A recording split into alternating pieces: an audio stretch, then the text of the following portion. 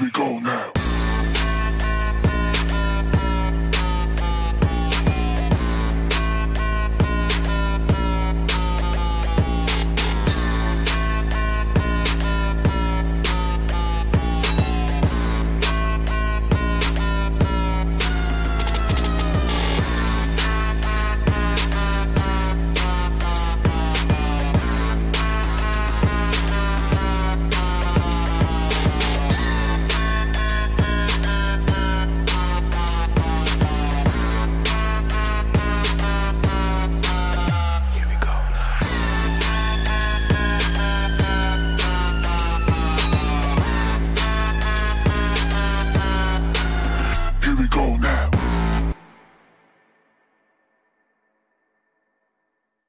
Here we go now.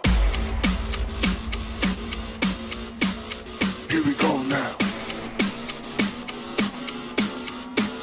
Here we go now.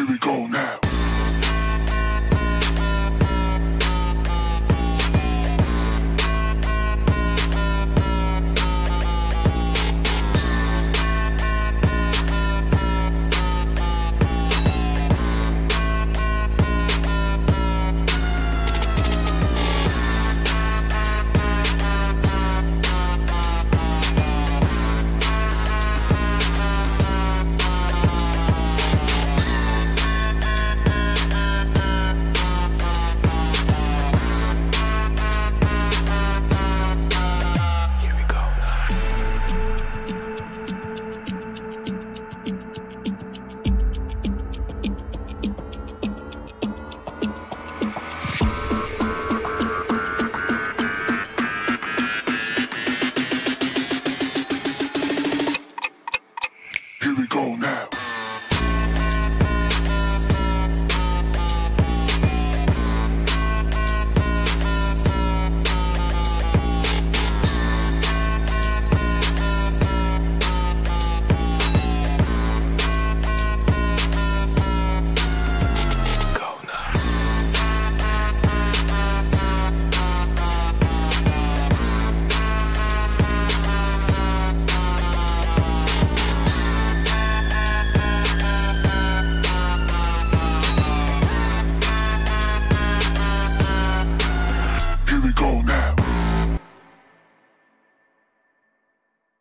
Here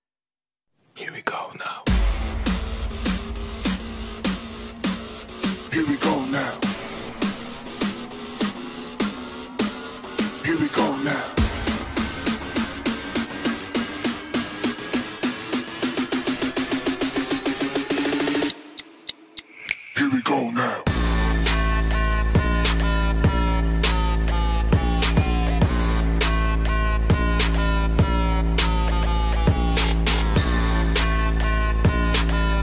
Here we go now.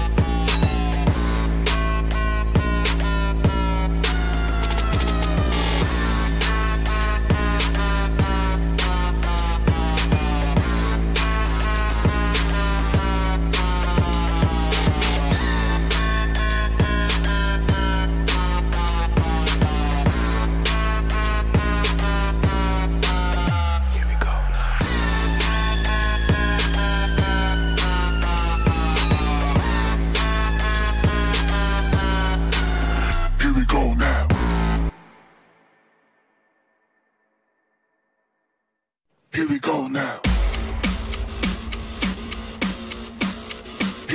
now. Here we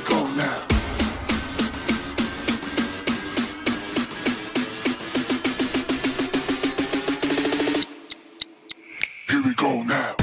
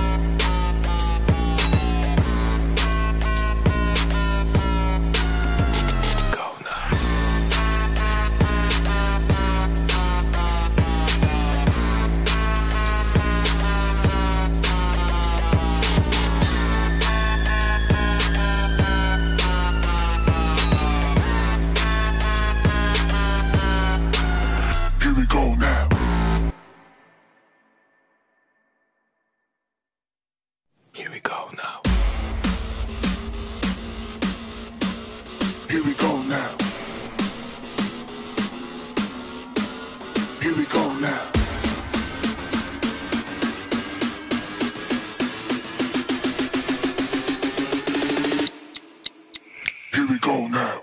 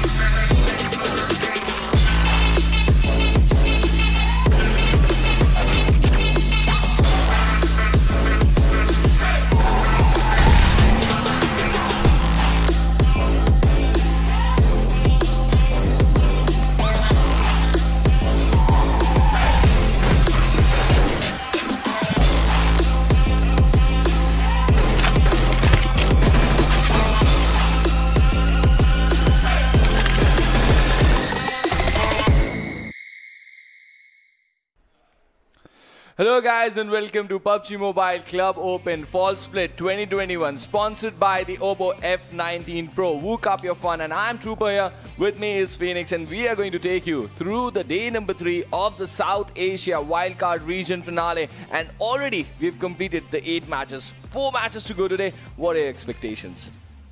This is going to be the day for chaos, and you know what? That 1 second silence for the teams who are still trying their level best to, just want to situate in the first page of the leaderboard, because it's not all just come down to that one slot. It's all about the prize pool, ladies and gentlemen. Exactly. It's all about the prize pool and the slot that we have to offer here. And how are these teams going to grab this opportunity is going to be something very exciting to watch out for. And let's quickly have a look at the tournament explanation, how these teams have reached over here. So we started in the semi-finale with 32 teams divided into 4 groups, and they fought hard, and then 13 teams qualified for the finale, with 3 were invited from the previous year's PMCO, and now they have this opportunity to contest for 4 days, 16 matches, and they're going to go ahead. And what are they contesting for? $29,200. That is a whooping prize pool, and it keeps on increasing, right? Yeah. It keeps on increasing. Maybe the next year PMCO might have a better prize pool. You know what? Anything can happen, Trooper. And now the thing is, the underdogs, Trooper. Yeah. They are looking for this massive prize pool. Well, certainly. And the prize pool, and it's a quick glance at the point structure where we see 15 for the chicken, 12 for the second. It's standard and 1 point per kill. But yes, coming back to the point that you were telling, the opportunity for the underdogs, because this is the place where some dreams are forged and some are shattered, right? And some of the teams are trying really hard over here, like Victor Gaming. What an amazing day they had on the first day, but on the second day they were sort of slipping out. So it's going to be very important day for them. How are they going to come back? The squad rosters, ladies and gentlemen, that are going to be playing here today are here in front of us. We've got Equinox here. Look at the team Equinox. The way they've started coming through to the semi-finales, they've placed themselves so beautifully on the overall standings. Now they have this chance to become part of the stars, because PMPL Season 4, the big guns are going to be there. NRC from Sri Lanka, they also have a really good chance over here. And look at these are the old guns, the big guns. Bear, Infinity, eSports, fighting already among these teams. These teams are going to have a wonderful opportunity today. For sure, they already had a wonderful opportunity in the previous PMCO, but now they are up against these different teams. But look at that, these 3 invited teams, C9 eSports, Apes, Astra Academy, and amongst these 3, only C9, they were looking phenomenal. Well, certainly, and they still are looking phenomenal. Look at their position, 110 points over there on the overall ranking, and look at 99 for Savage eSports. So they're chasing them, giving them a really tough fight over here, and they're also not a very popular name, Savage eSports, right? We just recently known about them. Let's see how they're even going to show up. They're old players, yes, they've got experience, but now they are turning that experience into real competition over here. And speaking of competition, look at Pain Gaming, look at Equinox, all here on the first page. Even Struggle, they've qualified through the PMCOs. They are now here, but amazing momentum for this team. And if imagine any of these teams can just go ahead and take that first position and take the PMPL slot, what an amazing day it can be for them. You know, they are going to be quite happy with that as well as their fans. But look at that. Victor Gaming slipped down to the 12th position. 48 total points, secured 1 chicken dinner, but still on the second page of the overall ranking. This is going to be the third day, and they have 8 matches left. 4 for this day and 4 for tomorrow. Well, very importantly said, 4 for tomorrow. But before that, the schedule is here. Erangel, Miramar, Sanhok, Erangel, and these are the 4 matches for today. But just like you said, 4 for tomorrow. After these 8 matches, the dream is going to get shattered for 15 teams, and they have to go through the entire process once again. Right? Yes. You will have a little bit of a prize pool for you, but you're going to be out of this Fall Split 2021's challenges, right? You're going to be falling out of the ladder. And these 8 matches that you have right now, all these teams, so important 8 matches. The amount that you have grinded, you have practiced, you have gone through so many competitive matches, but now you are here. An opportunity for them to move up to the next ladder. What are they going to do different today is going to be something to watch out for. Otherwise, C9 might just run away with the slot. You know what, as just Rupert mentioned, that difference, that X factor is required if you're just going to find yourself on the top of the leaderboard. But again, C9 with 110 points, they are looking pretty confident. They are still in a very, very, very good spot. But the question is, for how long? But for how long and who is going to challenge them on the first place? Because whoever successfully removes them by the end of the day is going to have a really good chance. Because by the end of the 16th match, the team sitting on the first place is going to PMPL Season 4. That is for certain. And how are these teams, how seriously are they going to play these matches? How are they trying to change themselves? Because we know some big guns, right? Bay are here already, MAKPEN here already. All these teams are going to give nothing easily. And these are just 4 matches. It's not a lengthy tournament. If you just do not perform today, you're out of the fall split. Then you got to wait for the complete different season. Okay, so Trooper, as you just mentioned, this is not a lengthy tournament. We know that in the first day of the in the regional finals, Victor Gaming, they were looking strong, but on the second day they just toppled down. And then one team got invited in the finals, and that is Apes. Yep. They were not looking that good on the first day, but on the second day, where they are on the 7th position, ladies and gentlemen, on the overall ranking. So, yep. Their ante is high, and as well as their confidence. Let's see how they're going to perform today. 4 matches for the day. Very important. The confidence is going to be the key over here because they've just performed beautifully on the day number 2, and they would like to carry the momentum in day number 3 as well. But they did not perform on the first day because a lot of experienced teams, they just want to test the waters on the first day, right?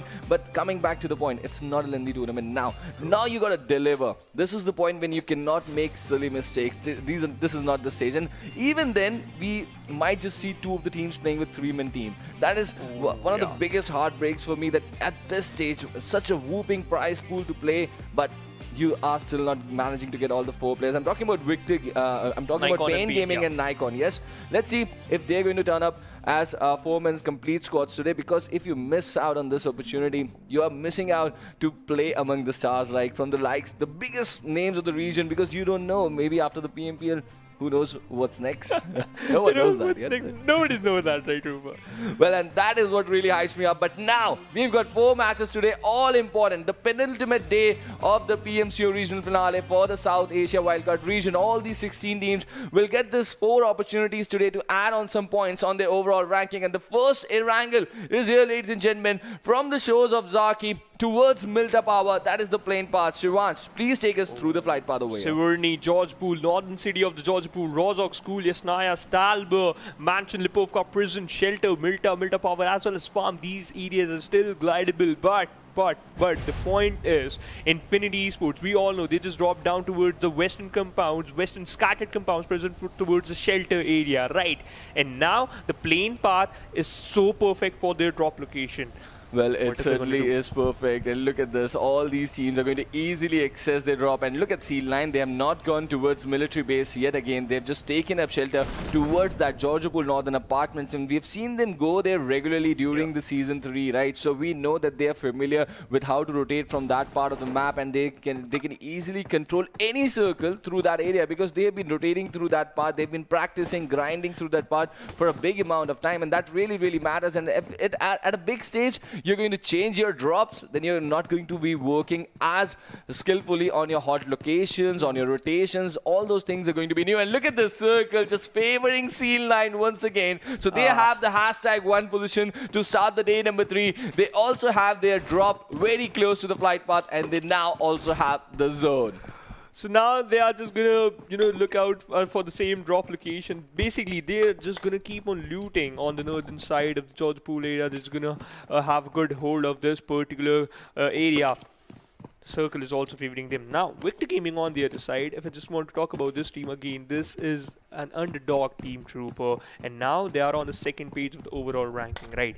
The Circle is in the favor. However, 2 of their teammates are just present pretty close to the edge of the circle. But on the other side, Savage, they are also pretty close to the circle, and we all know this team is so good in those open fights. We saw that yesterday. Well, certainly yesterday, the way they were controlling those open ridges around the area of Gatka, but we have a different story. Star, bonus kill for them. Yes, with the shotgun, they're going to get it. And who are they hurting? DENO, who are already not having a pretty good run inside the tournament, but these bonus skills at the start of the match, that matter a lot, right? They're already playing 3-man team.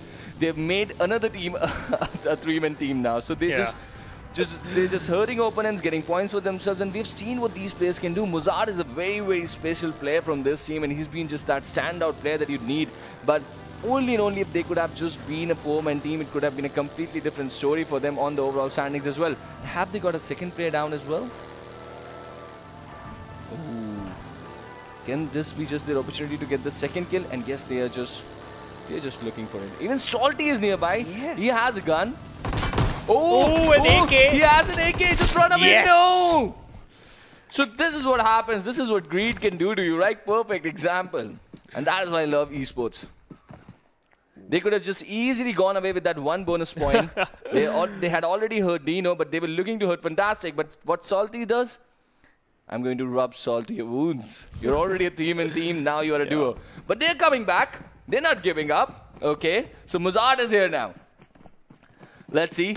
Oh, and then it takes another one down. Fantastic. Now even he is angry. You got me down so early. Now Mozart, he's got a lot of responsibility to play with right now. The AKM-6X right on very close to his head. This can just be the elimination for NAIKON that they were not hoping to see this early in the game today. Mozart, he has to be careful, hiding behind the buggy. Spots out one player, but he will go down! DENO! That's how you're going to take a revenge. Well, yes, that's how you take revenges. And look at that, 3 kills already inside the tally of DENO. This is the perfect kind of start for DENO. And I would only and only blame NAIKON for them. They greed just took them down over here. They had 1 kill. They could have easily gone for the loot. They could have played the rest of the match. They could have worked on some positioning points, and which was really, really important, right? Yes. But just for the hunt of that 1 extra kill, no. As well as their greed, as well as the grenade.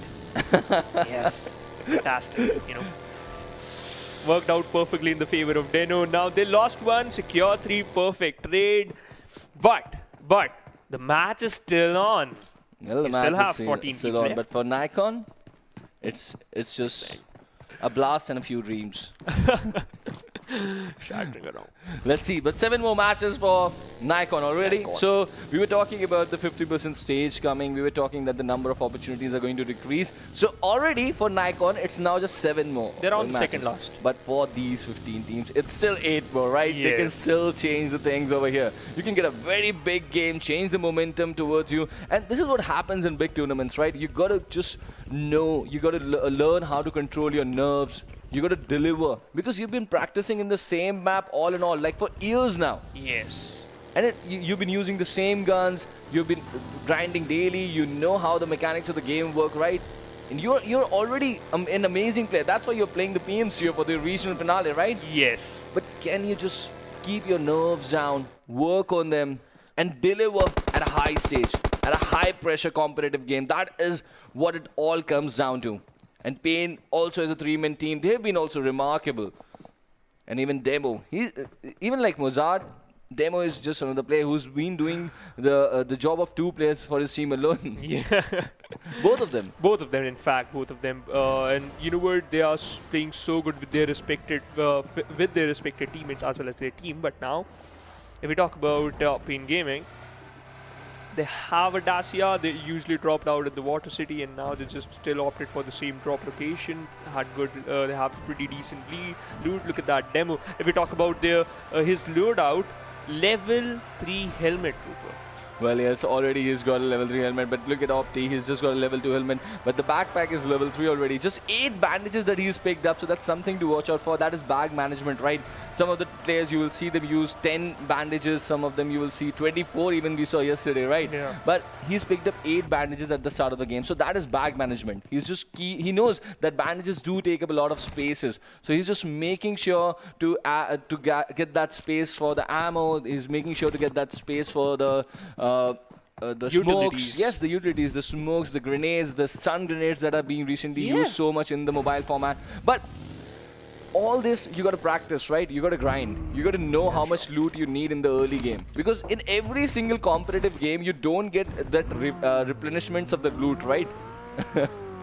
Yes. That is the only reason. Otherwise, he could have picked up 10 first aids, right? Yeah, Why for 8? sure. Why 8? Why 8?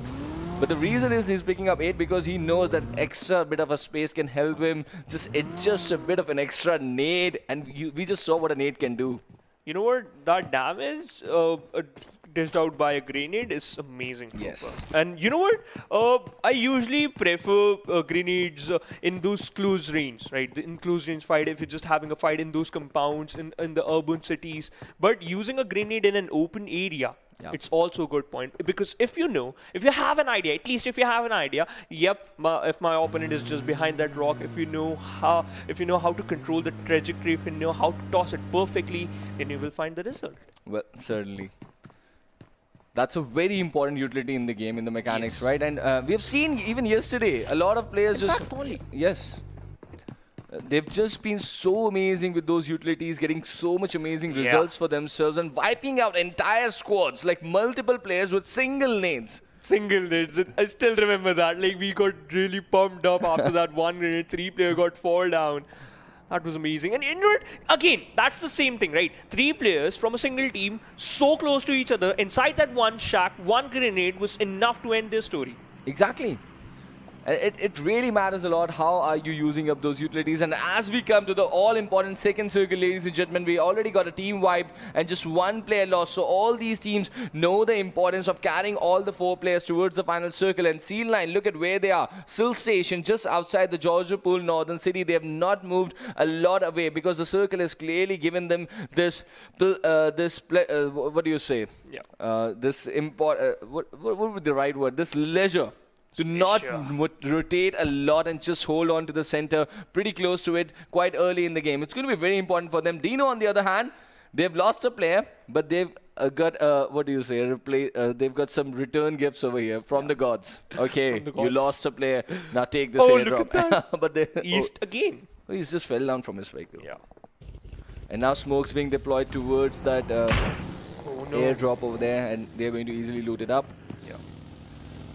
They got a pretty decent gun, AUG. AUG, like, why it's a decent gun? Again, players usually prefer M416 on AUG. Again, it all comes down to that recoil pattern as well as how you're comfortable with that gun. But again, it's a good option if you have a Scarrel. But look at that, Savage eSports just trying to rotate from the same vicinity. Victor Gaming and Holding, they're just trying to rotate from the same area. Victor Gaming, we're holding Hype, just got pinched down behind that one tree. And this is not the way Savage eSports ever expected that they are just going to stuck in this type of situation. Now Hype, look at that trooper. Hype just going to pop out one smoke, received a lot of damage.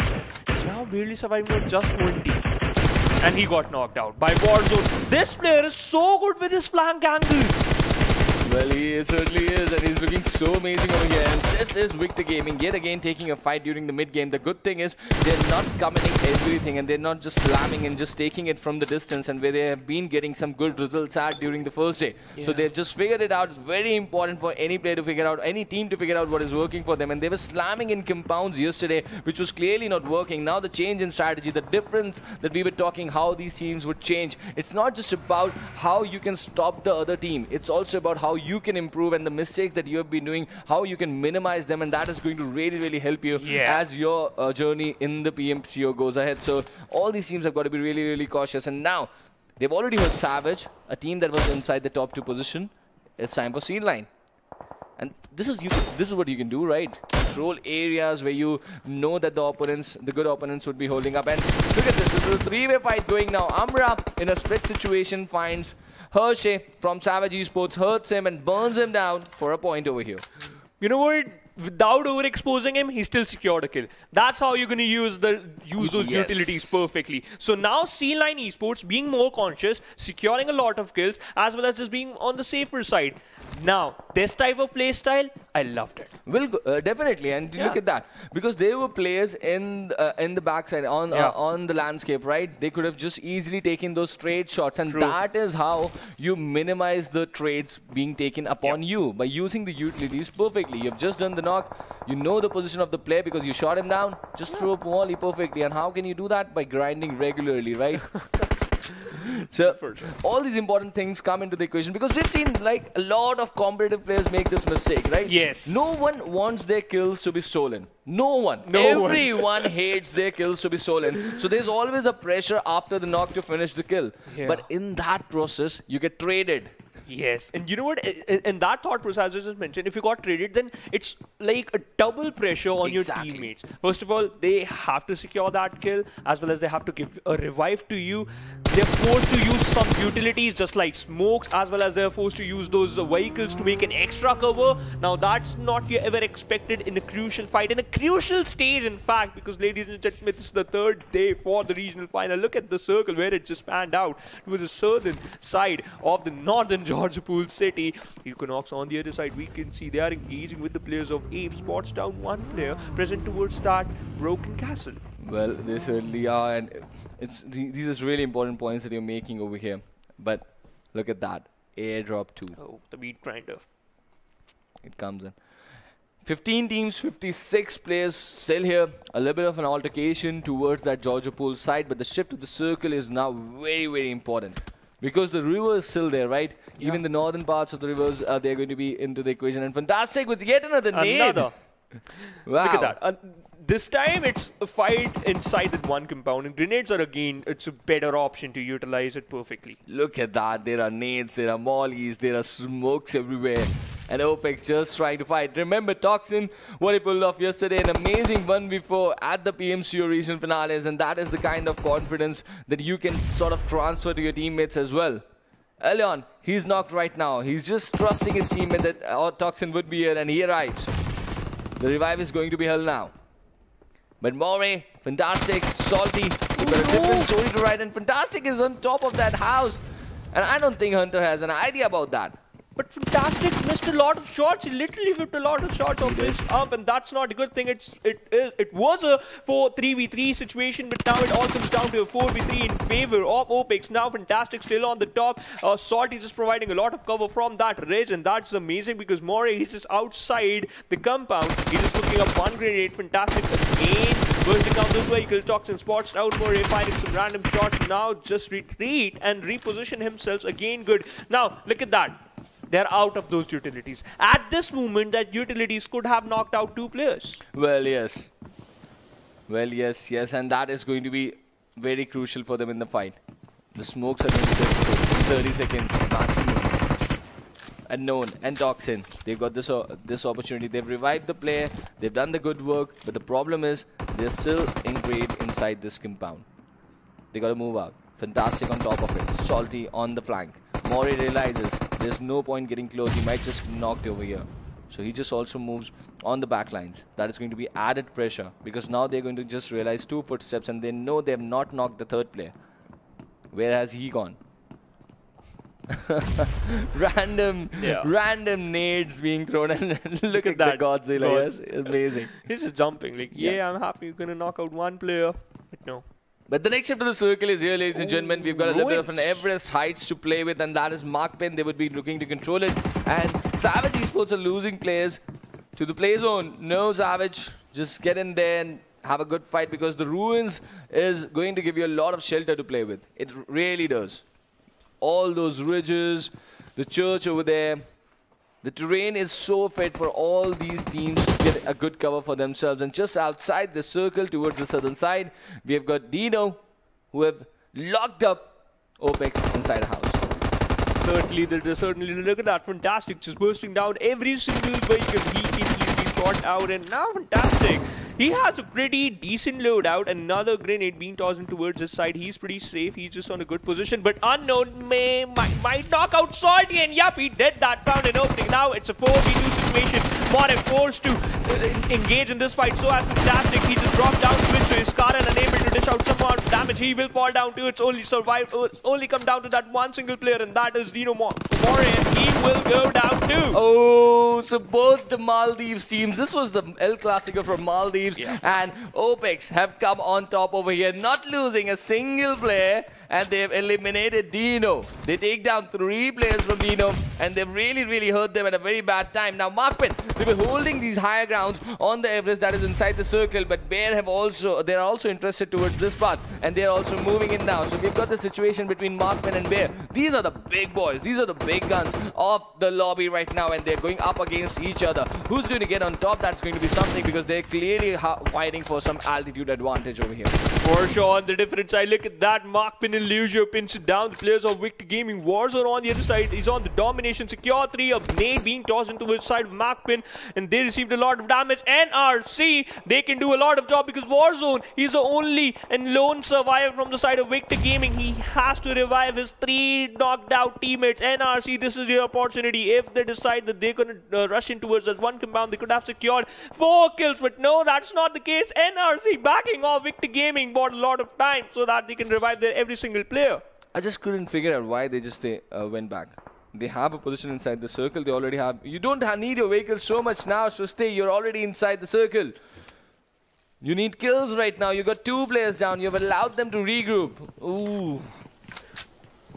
Now every single player is back to on his feet. Yes, they're on their feet once again. It's going to be a really nightmare of a situation if now Victor Gaming can wipe down the 2 players. Oh. Because NRC had a 2v2 situation for them. They've just not pressed the pedal hard enough. It was a 1v2 in fact. Yes. Warzone. But now, Infinity Esports, this is also a team trying to make a comeback. Apes in front of them. And we have seen White play under the banner of Apes earlier, right? Yeah. So look at what they're fighting for. A slot in the PMPL. Even the Apes who were there with the likes of Sanchir and White during the PMPL Season 3. Are the Apes going to be part of PMPL Season 4? Or is it going to be White once again with Infinity Esports at Savage Esports fall down early in the first game of the 3rd day? They've been eliminated, and Astra Academy and Seal9 are going up against each other as well. A very important phase in the map where Erangel, in this map of Erangel, the Ruins area are now outside the circle, and all these teams have got to move a little bit outside towards Ruins. Those are open spaces, no significant cover for the teams to play. And Bear and MAKPEN still fighting outside the circle for these heights. It's not significant anymore, and that's why you can see MAKPEN, they're just looking to retreat, going for their vehicles. But Bear realized this is the opportunity for them to grab on some kills, and that is why they're just pressing the pedal. Illusio is down over here. Arimun just running in quickly over there, and Marvel is already knocked. He's been traded, and there's going to be a revive necessary for him. Zyrox takes down Illusio over there, and the revive is also going to be given by Zyrox, but MAKPEN clearly retreating from the fight. Infinity Esports, they left that broken castle of Ruins. Now they got pinched down by the players of Equinox, who had good hold of those bridges as well as those French. Now they are punishing the players of Infinity Esports. Secure 4 kills, Trooper.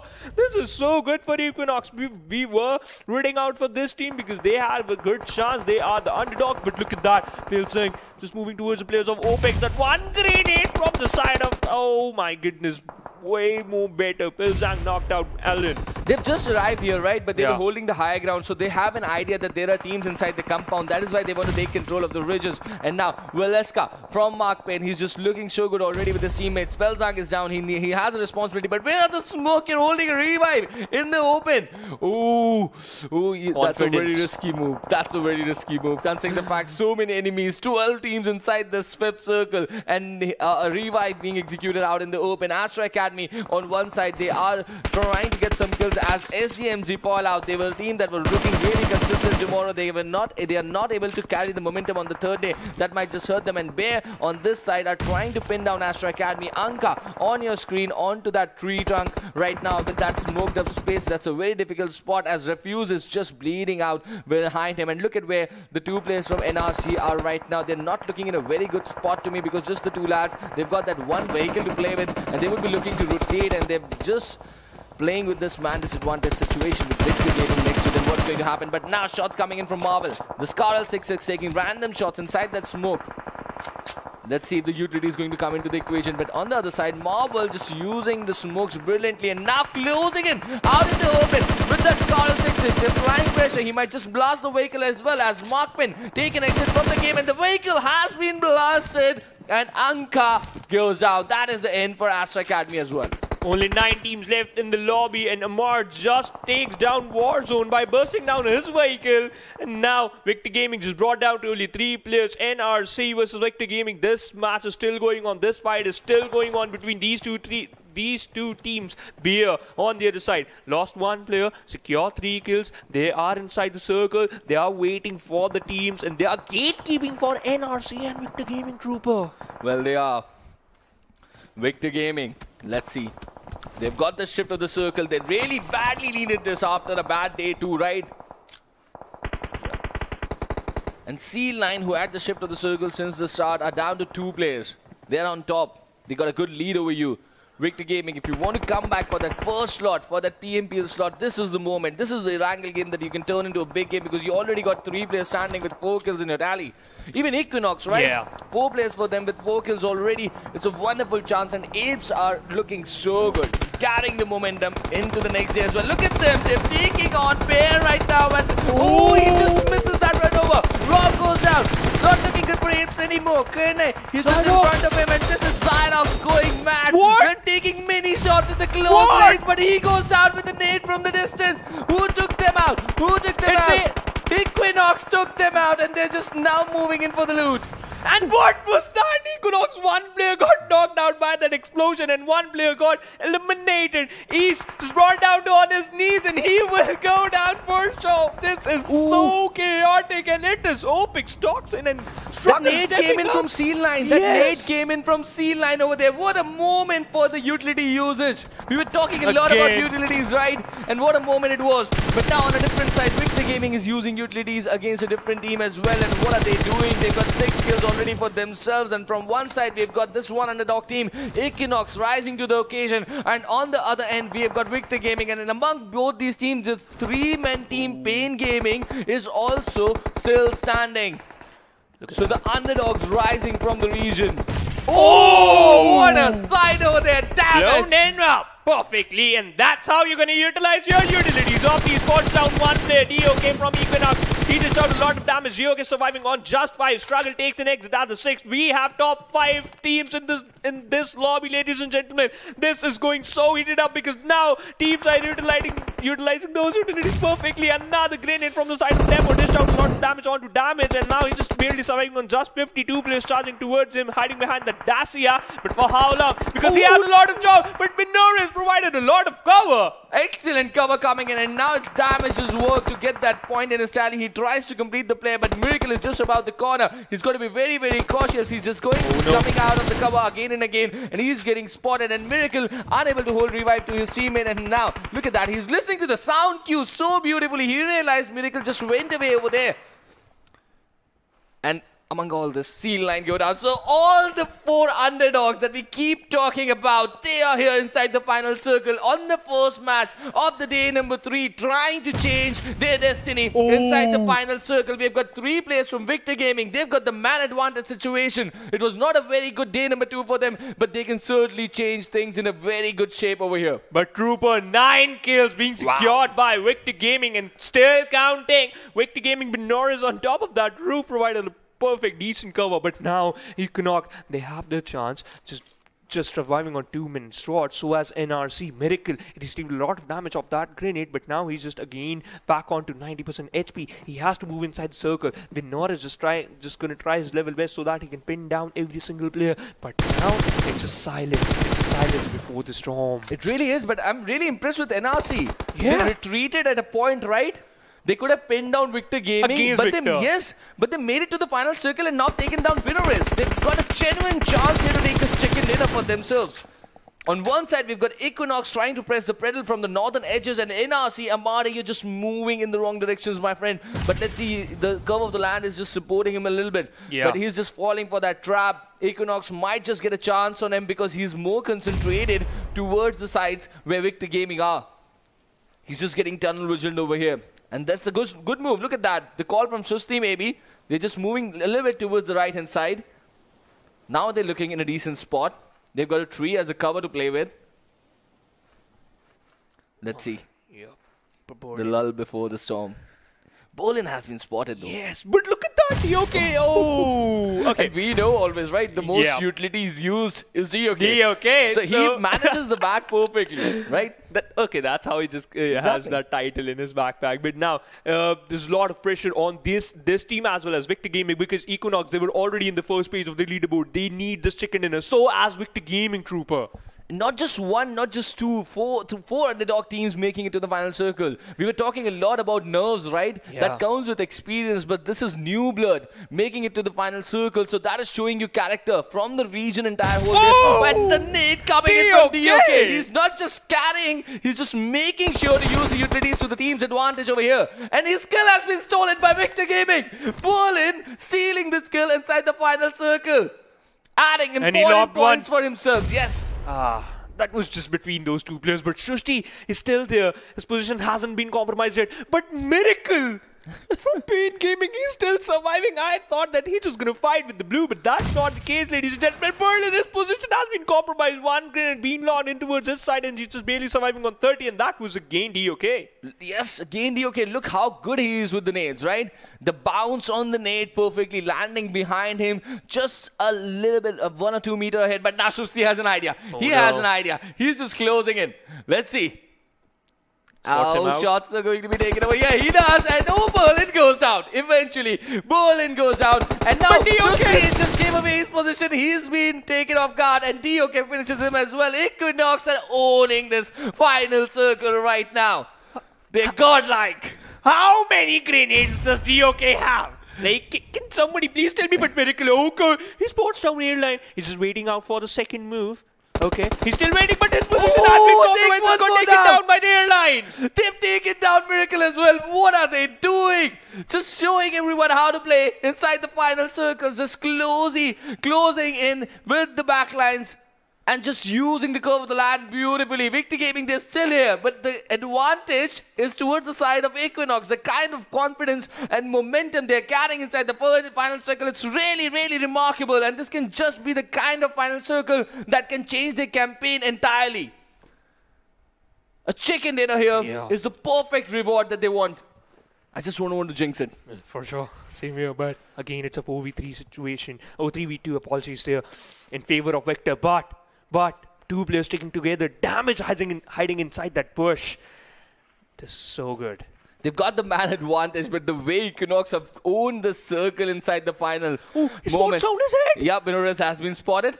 Airline clearly has spotted him. Oh, he goes for Berlin. He goes for Berlin, but Minoris, he was looking elsewhere. He could not realize, he could not notice the train. But now, that is pressure.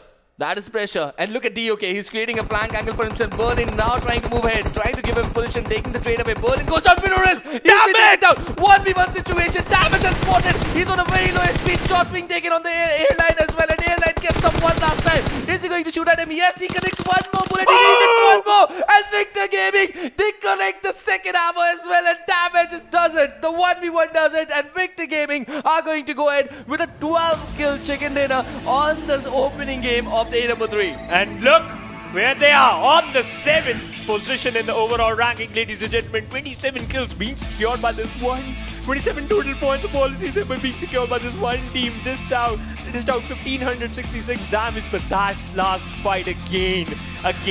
If that's why the man advantage is necessary, Trooper, in the final circle. I jinxed the Equinox chicken dinner, right? I jinxed it. Blame him, ladies and gentlemen. Blame him.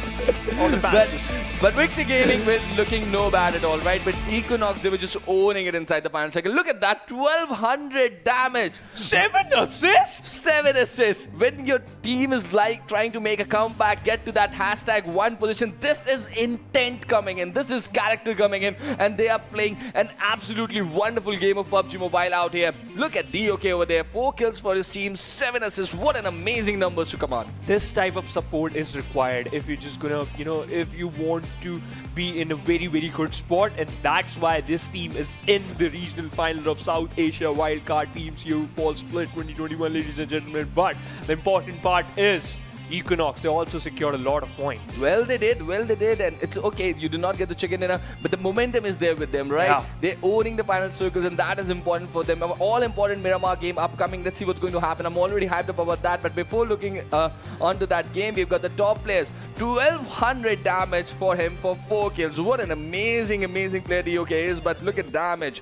He's also got 5 kills for his team, and DOK's teammate Airline, he was there with him inside the final circle. 545 damage with 3 kills for himself. Even Zyrox with an amazing game. He was playing for his team. Very important. The old guns are also standing up. Yes. They were trying, but they are being shut down by the new blood. But you know what? I'm so happy Zyrox and Warzone got featured in the top players, because look at that. 20 minutes for Warzone and 21 minutes for Zyrox. Other players have more than 27 minutes, but let's take a look at the match ranking, and we all know DOK secured the most utilities. Oh, no, it's Airline. But he has the highest assist. Again, got featured in the match summary. Yes, he does feature in multiple columns, right? Look at highest damage, maximum assist, Airline with the maximum utilities. So this time, he needed some bullets as well. So he just loaned a few utilities to his teammate and made excellent use of whatever utility he had, right? Yeah. And he was just so amazing over there. Arimun with 307-meter kill in this game, but Victor Gaming damage got the highest kills for his team. That was 5. And now it's time to look at the all-important match ranking for this game. And look at that. The underdogs rising up to the occasion, just making sure to shine at the very correct time inside this tournament. Victor Gaming getting 27, Equinox getting 21, Pain getting 14, NRC getting 12, and the big guns, they also get 10 points. Yeah, they also get 10 points. We're not going to lift them out. But so the challenge, they're just raising the bar with every passing game, right? Every single game. Are you good enough? Are you good enough? You cannot have an off day, Victor Gaming. Yeah. But let's take a look at the second page of the match ranking, where we can find Infinity and Savage with 0 points in their back. Struggle, RGC, DENO, as well as MAKPEN on 9, 10, 11 points. But Trooper again, the question is, teams like NRC, Equinox, Victor Gaming, they are looking out for this match, and this is the perfect start for the day 3 for them. Exactly. Even Apes were looking good, right? Yes. And that is such important for them. Even Struggle getting 5 points. So every team that is just that has made their way through the qualifiers is trying really hard over here. But now let us have a look at the Oppo F19 Pro moments for the game, where we're going to have a look at the highlights for this amazing Erangel game. It hasn't been a long time where in any region underdogs have risen up to the occasion inside a PMCO stage and just owned the stage. This is exactly what is happening inside the South Asia Wildcard. But Trooper, again, we still have 3 games left, and I'm still looking out for the teams who just showcased the perfect performance today in the first match of the day. But Trooper, now I am still waiting for that overall ranking. Why? Because I just want to see that at which position C9 is, and 8th, because they were on the 7 before this match. Now it's just being secured by that one team, and that is Victor Gaming. Well, yes, it's Victor Gaming, and they're just amazing, right? Yeah. They got 4 bad matches, but they come back. They got 10 sport number. Exactly. they get 10. Okay, yeah, it's on number 10. Day number 1 is going to be good. Day number 3 is going to be good.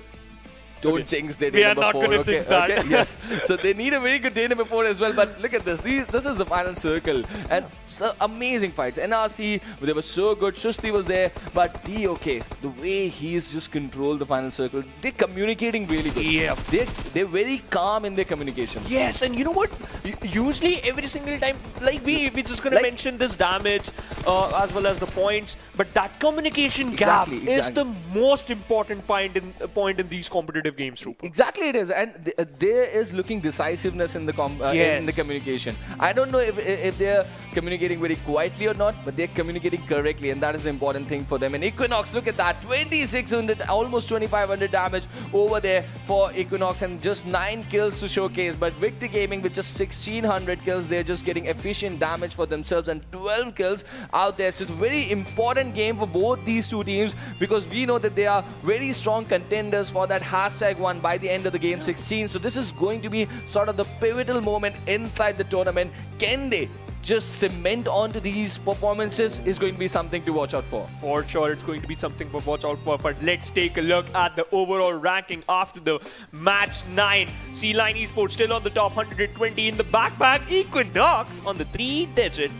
103. Well, yes, we've got the second Centurion already, but look at that.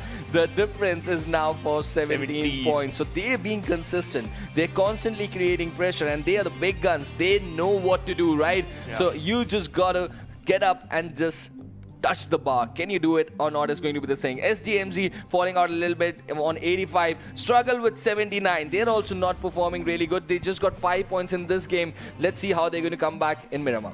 Yeah, but Victor Gaming, that's the only team who secured 2 chicken dinners, but on the 7th position. But still, this is a good sign, this is a decent sign. But if Pain Gaming just going to secure 1 chicken dinner in the next game with more than 10 kills, then they are also going to hit that Centurion mark. Well, for Victor Gaming, no slam-ins in mid-game. Just for control, sure. Yes, control your aggression in the mid game for 7 matches. You're good to go. But Apes, look at that. Even they're falling down. Even after getting 7 points in this game, Apes are falling out of the first place. So that tells you how difficult the competition is. As the new teams, the new blood is rising. They are making pressure. Even Opex, they got out DENO out quite early. But look at them. They are on the 10th position right now. 66, moving even far away from that #1 position with a red mark against their name. But one question, Trooper. Yeah. From last day, Team Bay is still on the 11th position. From yesterday, like they're constant. Yeah, they're consistent. They're consistent. But this is a team that missed out a PMPL slot with just 1 point. And again, getting an opportunity after 6 months. I wanted to see that they've got the name Bear, right? I wanted to see that appetite of a bear over there, because they lost it by just 1 point, which is clearly missing right now. But we still got 7 more games, right? And we know the old gods, right? They can test the waters. They can just go for different strategies as well. So you never know when the Bear and the likes of MAKPEN, they're going to come back. Even Astra Academy and Apes, you can never say what they can come up with. And that is why it is very important for all these new teams like NRC, teams like Pain Gaming, to make sure that they maximize and capitalize on the opportunities that they're getting. But there are 3 more opportunities remaining in the day, ladies and gentlemen. But all that action on the other side of this very short break.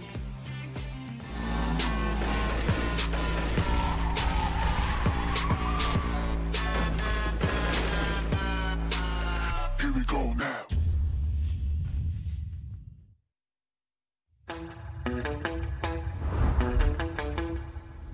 Keeping it real. I'm pulling shotgun, wanna see my baby run. Oh, what's the word on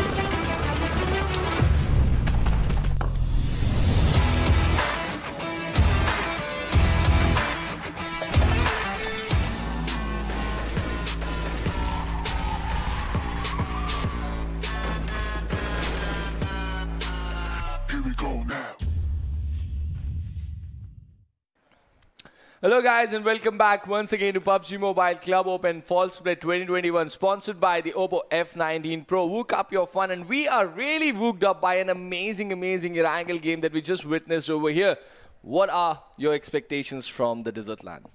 Utilities and the runovers are going to be the MVP for this match. But again, if we're going to talk about this Miramar, it's going to be again the biggest map, the second map for the day. The underdogs, they already got a good start, as well as we can say a good boost for them to perform well in this one match. But let's see how this match is going to pan out, because in the previous match, despite of the fact C9 they got eliminated at the 5th or the 6th position, but still secured 10 points, and that is the most important. Double digits in one match. It's amazing. Well, yes, you're already on the #1 position. You're getting decent performances. That is going to add pressure on the rest of the lobby, and that is clearly what C9 is being successfully able to do in the first game. But can they repeat that in Miramar is something to watch out for. And the other teams, the big guns, the new bloods, what are they going to do? How is MAKPEN, Bear, how are they going to deal with the situation? And the new blood, Victor Gaming, the way they got the chicken in the last game, can they repeat those performances? A highly eastern tilt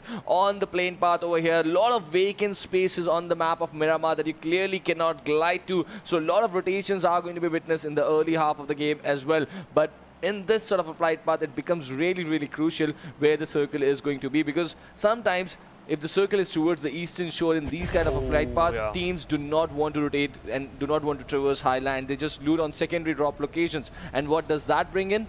Collisions, early fights. And in this stage of the tournament, that is something a lot of teams are looking to avoid, especially Victor Gaming. With a 27-pointer behind their back, they would want to maximize their performances in the Miramar game to cement themselves on the first page and even on towards the podium. But where is the circle going to go? Very crucial right now. All the 16 IGLs, they just got the eyes on the map. Let's see. Are they going to be early rotations? Elazar, early fights. Oh, yes. Look at that. Astra Secondary Apes. drop locations right away coming into the equation. Astra Academy Apes. And this is a decent eastern shore is here inside the circle. So a lot of teams would just stay on that secondary drop location. Look at that. NRC, they have got the Tiara Bronca. That is something they don't go to. And we have got Victor Gaming in Cruise Duel. Okay, so that's a decent spot. They have been there during the semi-finale stage as well. They know how to rotate from there. But look at that.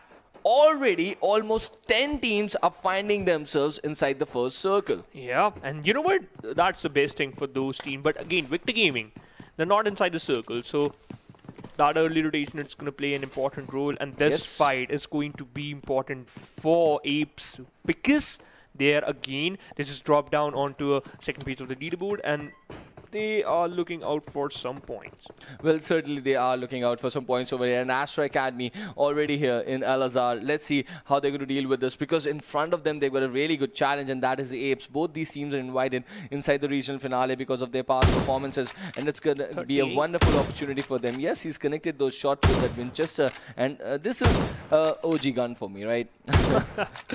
An amazing gun. And it's a beauty in itself. But on a different part of the game, just outside San Martin, we've got Pain Gaming in a contest. So early contests coming into the equation, because these are just compounds, split compounds that are being looted up, and he knows that the jump is just around the corner, and he's just ready for it with the shotgun, Fool and Eddie, creating pressure, and the molly is there. Miracle goes out eventually to the Thompson, and this is casualties for Pain Gaming. They were looking so good in the last game, but the Pain Gaming are already down to a 2-0. SDMZ Fool, in just on sheer pressure, he literally lobbed that molly on low toss and just lobbed on towards him. But he still managed to knock out one player. But Trooper, we have 61 players there in the lobby, and we saw 2 early fights. Well, we really did see 2 early fights over here in SDMC. Already getting the bonus skill that they wanted over here.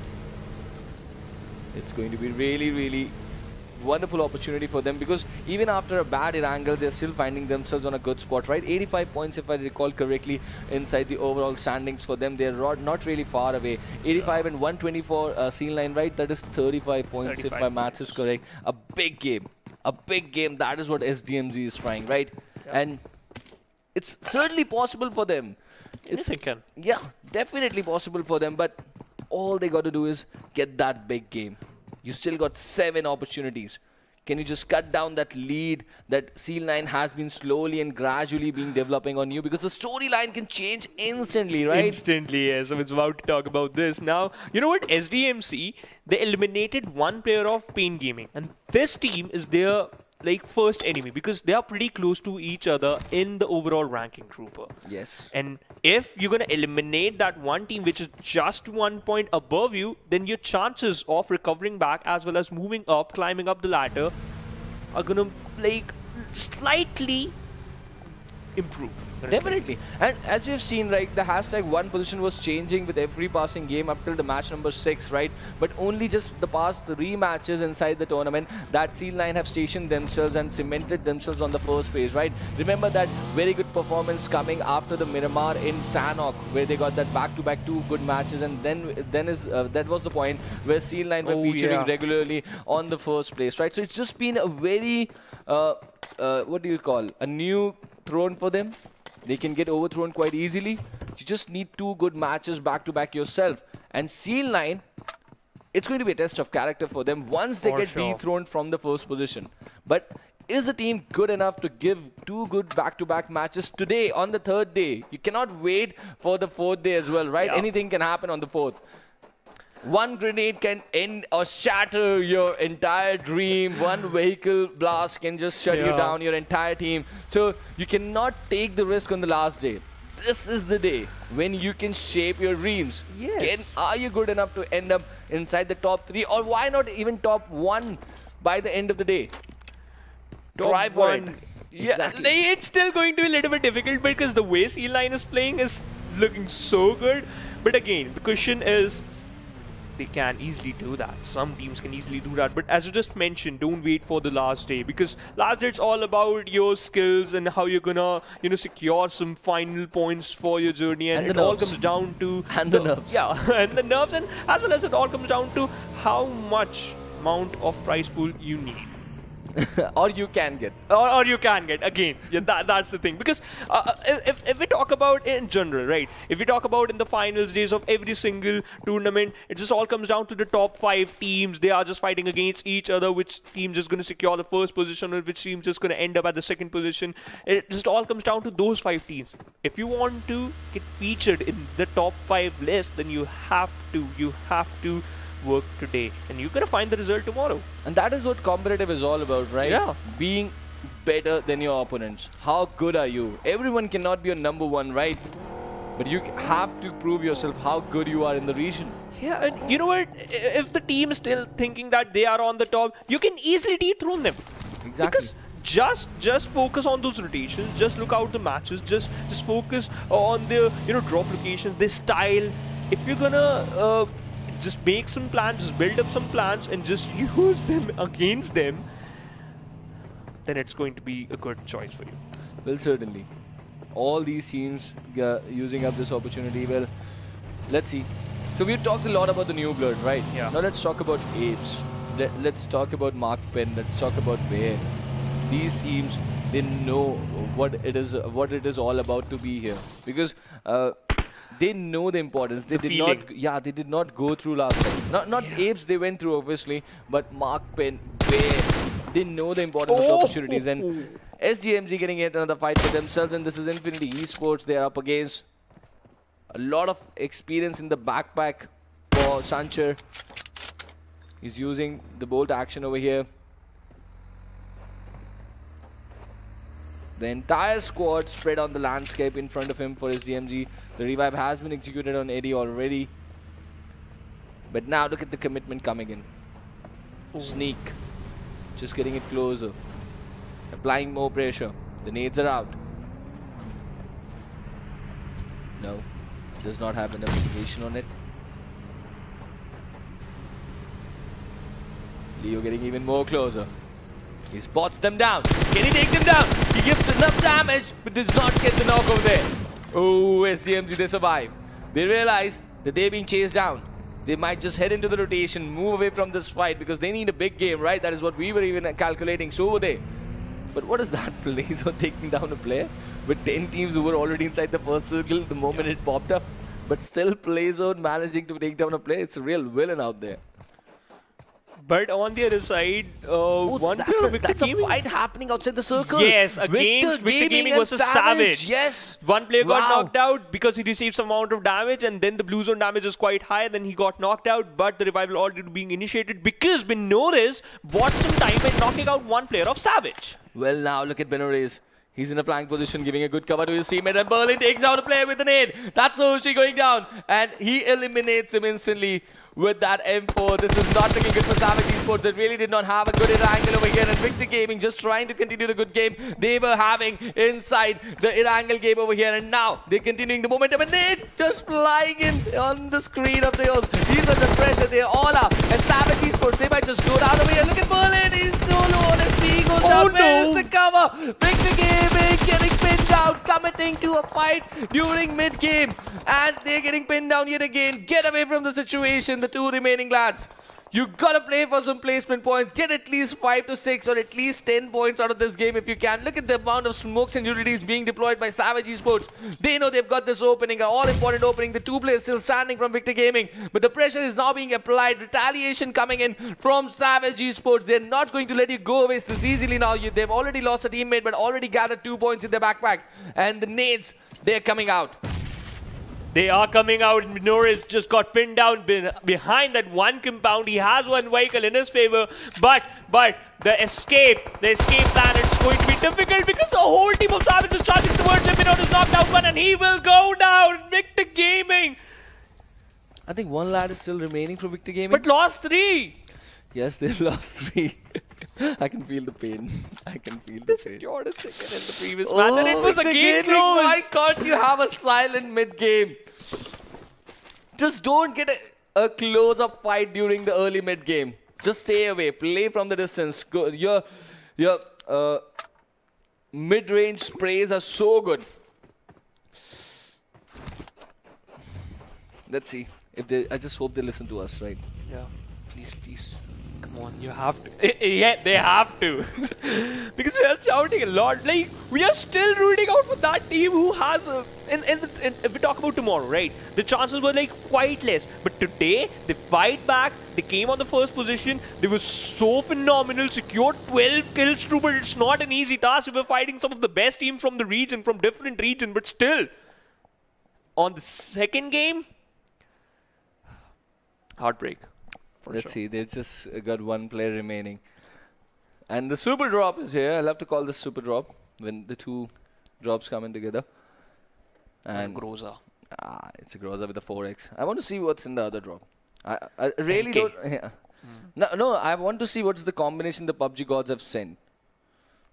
Now, an M24 is running from NRC Amare. He's picked up a player from Bear over there.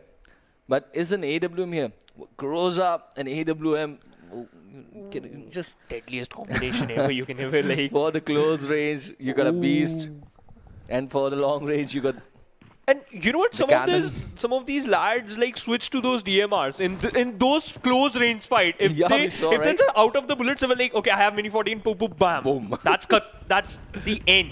But the next ship of the circle is here, just outside the city of Los Leonos, towards the northwestern side. We also got a little bit of a Picardo inside the circle, just to add up the recipe, right? And the higher ridges around Picardo are also going to come into the equation. Very important, because rotations from that side are going to get hurt. We don't have Victor Gaming anymore making a rotation from there, but the solo player would be there. For him right now, I think Picardo is going to be the paradise, because none of the team are going to commit themselves towards Picardo. So if you're a solo player, just aim for a big city. Just hide, because a lot of cover for you. A lot of angles, a lot of concretes where behind you can hide, right? And if in this sort of a circle, if you get access to a big city like this, it is very important if you use it importantly, because you can also loot up over there, right? Move from house to house, gather bandages, gather the first aids. Because earlier in your first stages of looting, you were looking to play the entire game, pick up for fights. But now picking up for fights is not important. Just 100 ammo for a gun is enough for you. It's enough. And other than that, the entire backspace, you gotta just take up meds. Just take up as many meds as you can, because you gotta survive. As well as those utilities. So that I don't think so. Just smokes are important. I don't think the nades are going to be that I important. think so the molly might help him. Yeah, the molly and nades 2 or 3 as aggressive molly are good enough. But you need at least 15 to 16 first aids if you can. Oh, but the shots. Bear applying pressure on SDMZ. They've got 2 players knock right now. Fool is in a flank position, using the dish perfectly. Oh, and the push is there from Bear. The push is here on Fool. The 2 of the lads, they are going up. And Fool takes out one. He takes out one, but goes down to the other. But the trade has been taken on him. Marvel goes down. The trade has been taken. Now it all comes down to Sam. 3 players knocked down for him. And can he take down Suzuki? He does. A very important knock. A very important knock. But now he needs to hold on to a revive. And Psycho has already been revived, okay? So Psycho is still standing. They're hurting Bear. They're hurting Bear. And Arimon is the last player standing from Bear out there. And the revive is going to get executed over here. Even Fool might just get the revive. SDMZ regrouping. This is the mid-game fight that they are quite well performing right now. And they're inside the circle. But NRC on the backlines. They've got their their eyes here. They've got their eyes here. They can hurt them. Let's see if they're going to commit or just wait for that information. Because we know, right? Yeah, that we player know. is not. They didn't. They don't know. So this is going to... Okay, NRC Hazeen just fired some random shots of that Mini 14 inside the smoke, so he's already compromised his position. But look at Amari. that. Amari just found in one opening that after that one No, grenade. he's stolen that kill. Oh. He's stolen Amari. Oh! I thought that was... Okay. He's stolen that kill brilliantly. Amari looking out for another. Against Infinity, Sancho. He also has a Car 98 if I'm not wrong, but Car 98 was M24. M24. Any day. Any day. Well, Opex Hunter going down to the play zone. What is that happening over there? That is something I would like to see. But the next to the circle is 370 meters away from where NRC are holding right now. They've got teams in either direction, so rotations are going to be very difficult for them. So the M24 8X is now going to be very important. What is happening to Opex over there? Toxin going down to play zone. This is the 4th circle trooper, and we all know Yeah, in the Miramar damage, map. yes. It seems like that, yep, you are in a good position, but the circle damage, the blue zone damage is massive. It really is, but what have they done wrong over there? That's something I want to watch. But let us have a look at this fight because this also has struggle inside inside the backdrop, and Toxin goes down to the play zone. Oh, heartbreak signs over there. But Arimon is the last player standing from Team Bear. Let's see what he can pull off. He's just engaging himself in this fight because his team really committed hard over there. Remember the push they were executing over Fool? That was the wrong move. They could have tried to use a utility over there because that was not a very big ditch. But Victor Gaming damage! Going down eventually. And this can happen if you're the solo player. Sad for Victor Gaming. A chicken in the Erangel, but they go down. And followed up by Bear inside the lobby. Oh no. Balcony seats for the rest of the game. 14 teams still fighting off over here. And 2 important teams, 2 flashy teams of the lobby. They are out of the game already on the, I think, 15 to 16 minute mark. This type of circle is going to favor struggle a lot because we all know they love to play with those ridges, right? But in the Erangel as well as in the Miramar, yeah. But the problem is, look at that. The player in the flank position, he's already knocked. Kenza, he somehow needs to realize that his teammate needs help, and Dexter goes down. He's been picked up. MAKPEN utilizing the opportunities. It's going to be a very important opportunity for even Astra Academy. They've got good ridges inside the area where they're holding up, but multiple teams would be looking to rotate from that side, and Astra Academy also need a very good game over here. Can they utilize the landscape and the circle shifts to get that in their favor is going to be something to watch out for. We just got these compounds as well inside the circle, just outside the Picado area. Some of the teams are looking to lurk around over there. Infinity eSports are here. They've got all the 4 players standing up till this point, 18th minute mark. This is a rare situation for them. They generally lose at least 1 player already. But now, how are they going to use the man advantage? Because we know that this team is certainly capable of amazing things. Apes going down. G-Bod over there, but SDMZ are still here. This is a very important game for SDMZ. The shot being taken from backline, not looking good. The 4X is hurting them on that M4. They're not in a comfortable position. Psycho just trying to run for that cloud cover they've created for themselves. But for how long? Look at that M762, the control on the 4X. Amazing. On this distance, the control on the 4X. It looked like there was no recoil at all. What an amazing skill set over here. This is Leo for you, ladies and gentlemen. You know what? That experience. That experience just all come down to these types of situations. Now he just spots down another player, but he just goes down from Momo from the side of MAKPEN, and again Leo just using his M762, which is going to knock out one player. That's going to be amazing to witness. MAKPEN takes an exit at the 40 secure, just 1 kill point, and Leo dishing out some amount of damage with that 4 times on M762. What's the slider doing? Ooh, I've already got goosebumps. He's using M762 and so perfectly on that distance. Wow, and look at that. That 6-6 coming in from Sneaks right now. They're giving such a hard time to SDMZ. Their shelter has become hell over there. Let's see how they're going to deal with this, because the shift of the circle has gone away from them. So Infinity Esports, if they commit towards this part, they are going to get 4 points, but they're going to get late for the rotation. So now they got to decide. Are you going to pin down SDMZ, or are you going for that chicken dinner? Carry maximum players to the final circle. They've already got 1 kill in the tally. They need more, but SDMZ are regrouping now. But the players they're pinned down completely. They have nowhere to go. There are higher ridges that they got to traverse to get away from the situation, and it's going to be a very difficult run because they don't even have the vehicles anymore. Yeah. But 12 teams, 32 players.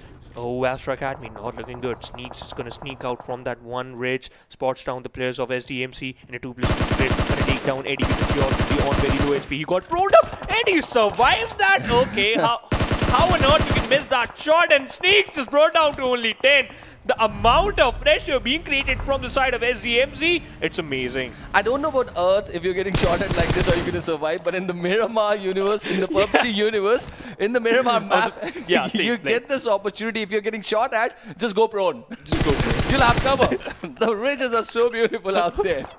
But Leo in front of you, he's cooking up a nade, and let's see how he's going to deal with this. NRC so right in front of him. The bounce might just take the nade inside. No, it spins away from the door over there. And Sanchez creating this pressure on NRC Shosti right now. Struggle has already been eliminated. It was a very important game for them, and they now need big matches to set a comeback for themselves. They're missing out on opportunities. The new blood is just falling out over here. Look at that.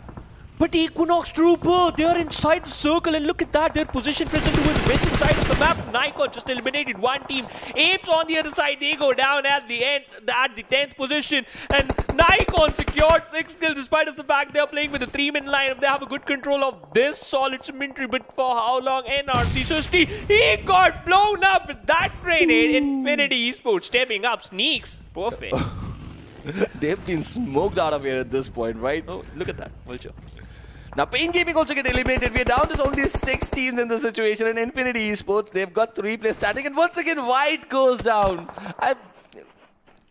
No words.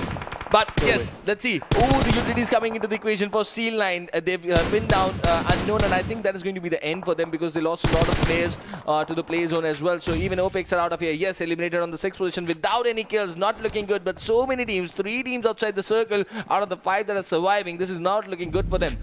But this is just the 5th circle, right? The lobby is just getting cleared up so quickly inside this Miramar game. The players are being so aggressive, and we've got DENO, a team on the 16th position on the overall. They're just trying to change their destiny, trying to get some points for themselves. This is the team from Miramar, from Maldives. Yeah. For sure, but Seal9, look at that, 3 players surviving, 9 kills secured by this one team, and they are looking phenomenal, ladies and gentlemen. 7 kills, apologies there, but they are looking certainly phenomenal, ladies and gentlemen. But right now, Doc versus Leo, this is going to be a bold action fight between these 2 lads. And okay, now he just switched to that M416. Leo still firing a lot of bullets, but Equinox, the player, already started their rotation. Archer is just driving that bus and received a lot of damage from dashing from the other side. Knocked out Enki. Seal9 versus DENO, and this fight is Equinox versus Infinity. Now just take a look at this fight, DENO versus Equinox. Equinox, we were talking about cementing performances, right? Just not one good game can take you to that PMPL, right? And Equinox are repeating it over here. All the 4 players standing, they've already got 2 kills here. But DOK goes down. Kudos to the shots coming in from Infinity Esports. They're playing in a 2-2 split and controlling the bridges over there beautifully. But the M466 from Archer trying to find that shots available. But the problem for them, they're sandwiched. On one side, they've got Infinity Esports in a 2-2 split, so they got 2 angles to cover from this side. But on the back lines, they've got the entire squad of DENO, who are also playing a 2-2 split. So they got to cover 4 angles right now, and they've just got a shack to play with. 2 players inside the shack already. They're pinned down, and that is why you see these utilities coming into the equation. They're just trying to cover up the angles. by the smokes and hoping that the nade lands on point and gives them an opening, which it does not. Yeah, sneaks on the other side, confirmed the kill of DOK and knocked out another player on the other side. He's received a lot of damage, just brought down to 75% HP. He's the only player. His teammate Sanchez, he got knocked out. More on the other side. Look at that. Scene line eliminated by DENO over there. Scene line eliminated. Oh, look at that, DENO, you beauty at this point. Fantastic. Now he's just moving into this next fight over here. DENO are looking, they're fighting for some respect back in here. Let's see, what are they doing? They were eliminated by Opex quite cheaply in the last game, and now they're just giving this comeback a Uzi inside the final circle. It's been some time that we have seen a Uzi action, but NAIKON are facing real tough time. It's Mozart once again. His teammates just keep falling down around him. He's just gathering everyone up again for a fight. But now this is a difficult situation once again for Mozart to handle. Let us see if his miracle is working in his favor or not. But the circle just moves away from the side of Equinox, and Equinox, the circle is favoring them. They have all the 3 players alive. If they lost one DOK, and he is the best player, and he knows how to use those utilities in the final circle, Trooper. Well, certainly he does, but he's got to deal with the 2 players from Infinity Esports just looking around his backlines, and that's going to be very difficult. Look at the utilities coming in, and this is what I was talking about. They were trapped inside that shack, and now it's hurting them.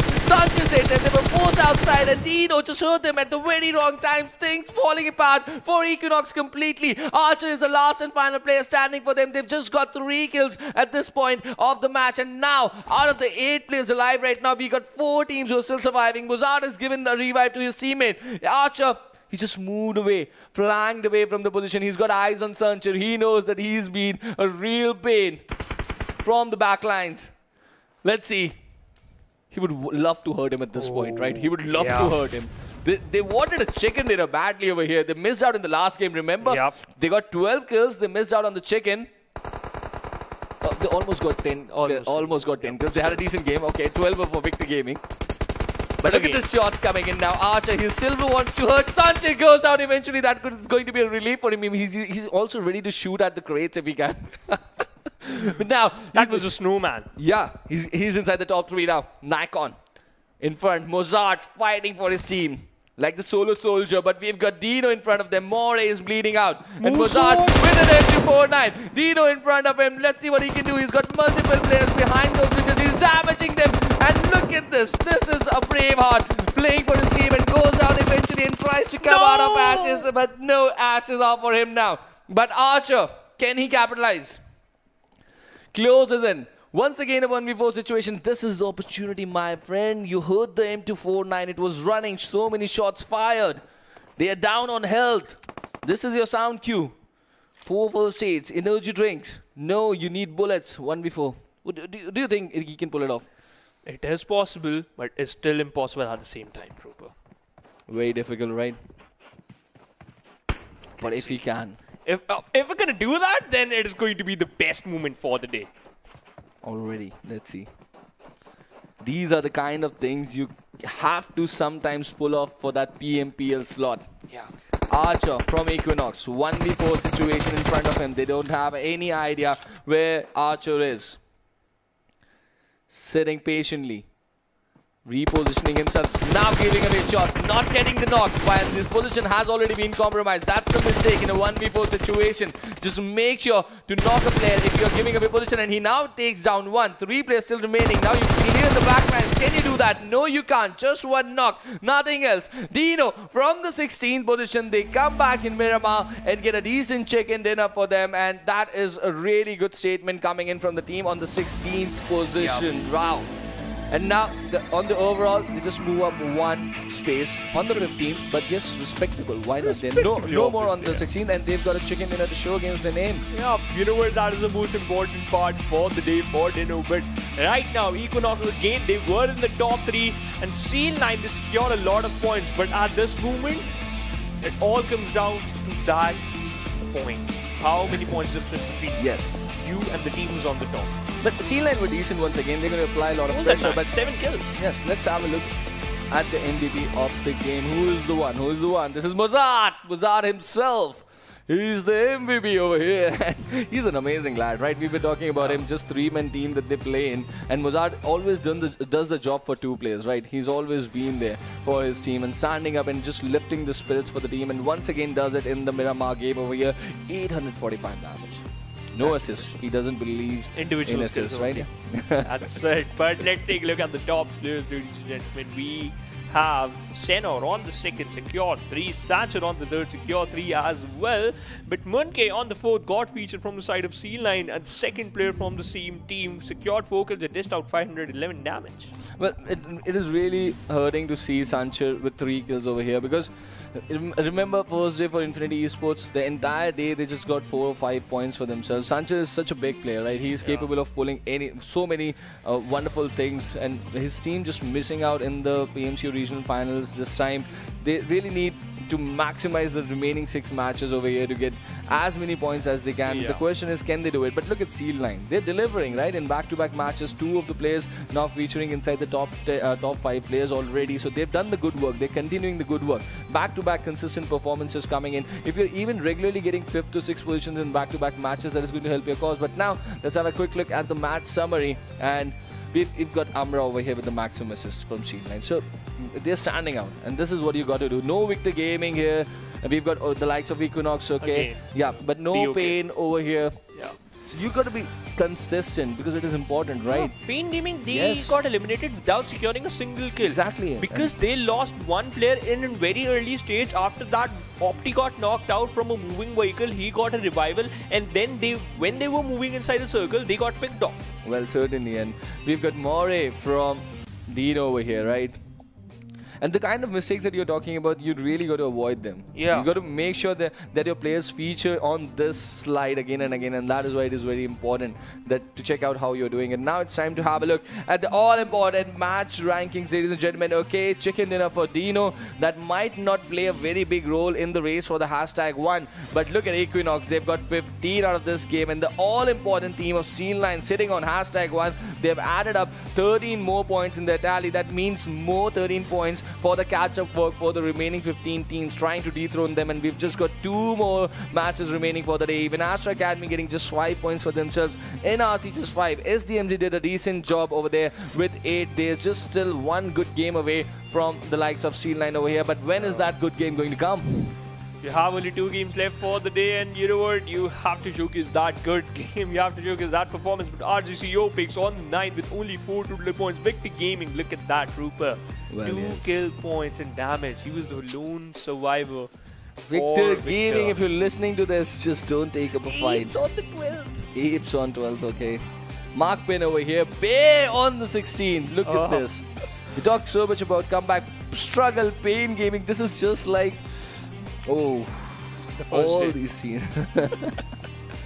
Well, now it's time to have a look at the Oppo F19 Pro moments, and let's have a quick look where these big guns did mistakes. And this was Pain Gaming, just the secondary drop locations, the circles, and the flight paths also. You've got to be prepared for them, right? And you do that with experience, with time. That is why these are the challenges in front of the new builds. And look at this, Victor Gaming going down. It was such a sad moment over here. But no worries. You don't got to go repress and down. You got matches to play even today. Get pumped up. Come back strong. Just try to avoid close encounters during the mid game. But Trooper, again, I just want to mention this point, and I'm eagerly want to mention this point because there was a fight like when Victor Gaming were against Savage, right? They eliminated their 1 player. It was a 4v3, and damage left.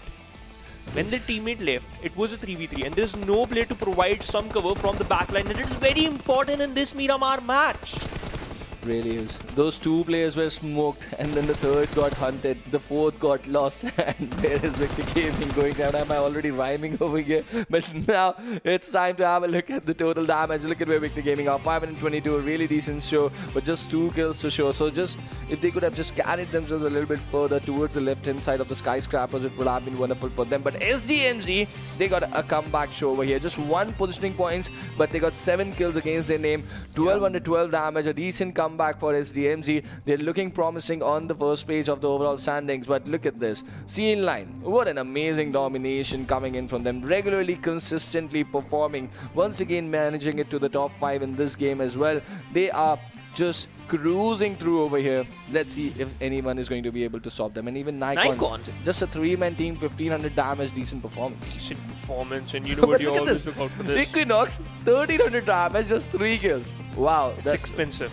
Really expensive kills over there. But yes, let's have a look. SDMZ just with 93 points, 7 more away from the century. But Savage eSports are the next Centurions inside the overall rankings. 102 for them. Even look at Equinox. Even they are just making good strides on the overall ranking. But Victor Gaming just missing out on matches. Look at that. You're still in the 70s.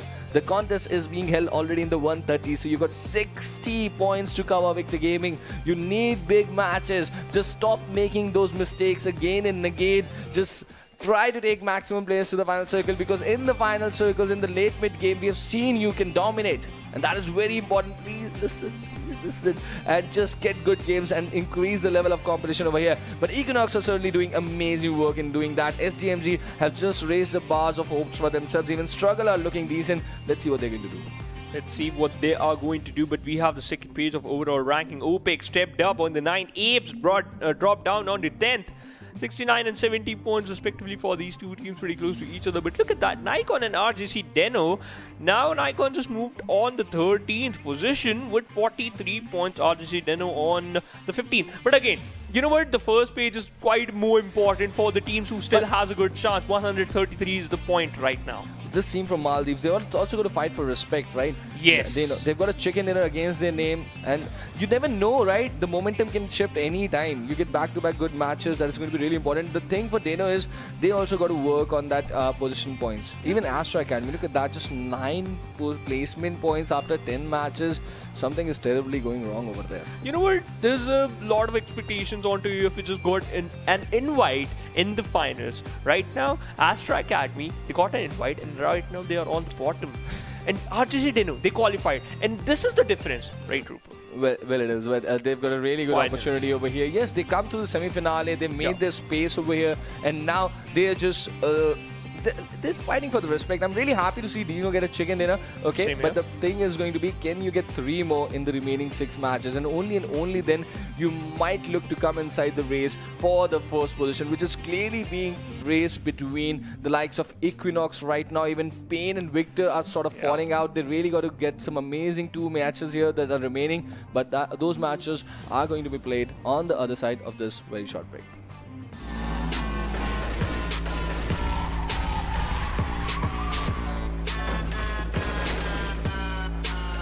Here we go now.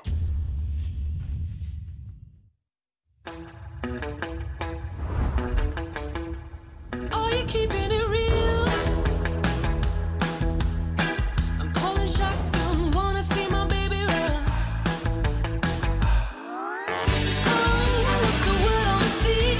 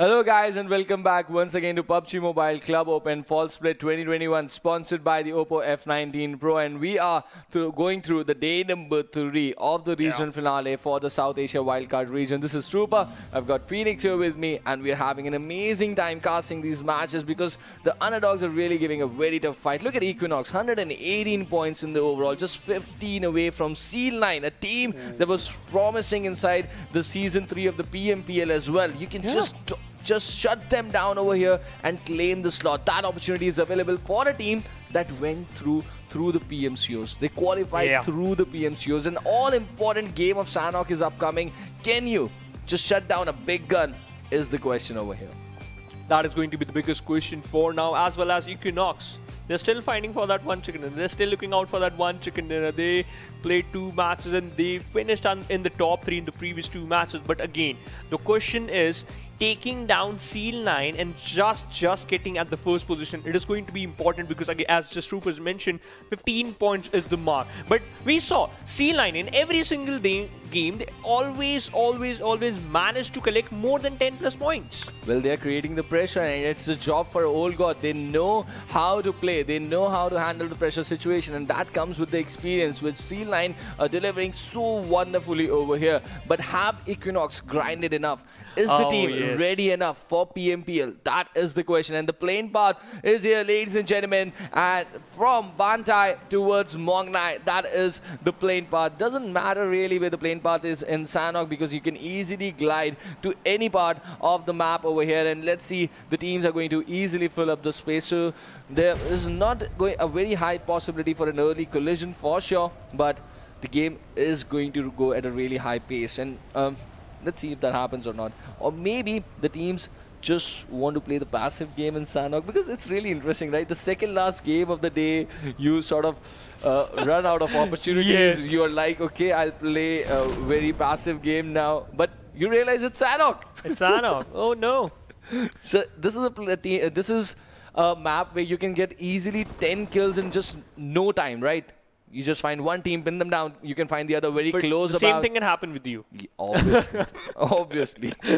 What goes around can always, does not always, but can always come around. Like, still there. Well, look at that. We've got 2 teams in boot camp. NAIKON, and I think so it is going to be NRC because NRC used to drop at the same location. So as NAIKON. In the previous match, NAIKON secured so much good points. Now they are just dropped down towards the outskirts of bootcamp. Again, a good move. Well, yes, and Victor Gaming have got Astra Academy to deal with in Paradise Resort. Again, yesterday the same thing happened. At that moment, Astra Academy, they got killed perfectly, and Victor Gaming secured 4 kills in very early stage. But now Victor Gaming not, just showcasing that aggressive form they used to show. They showcased that yesterday. Well, yes. But how are they going to deliver it today at this very fight in front of them? NRC looking to make a comeback for themselves.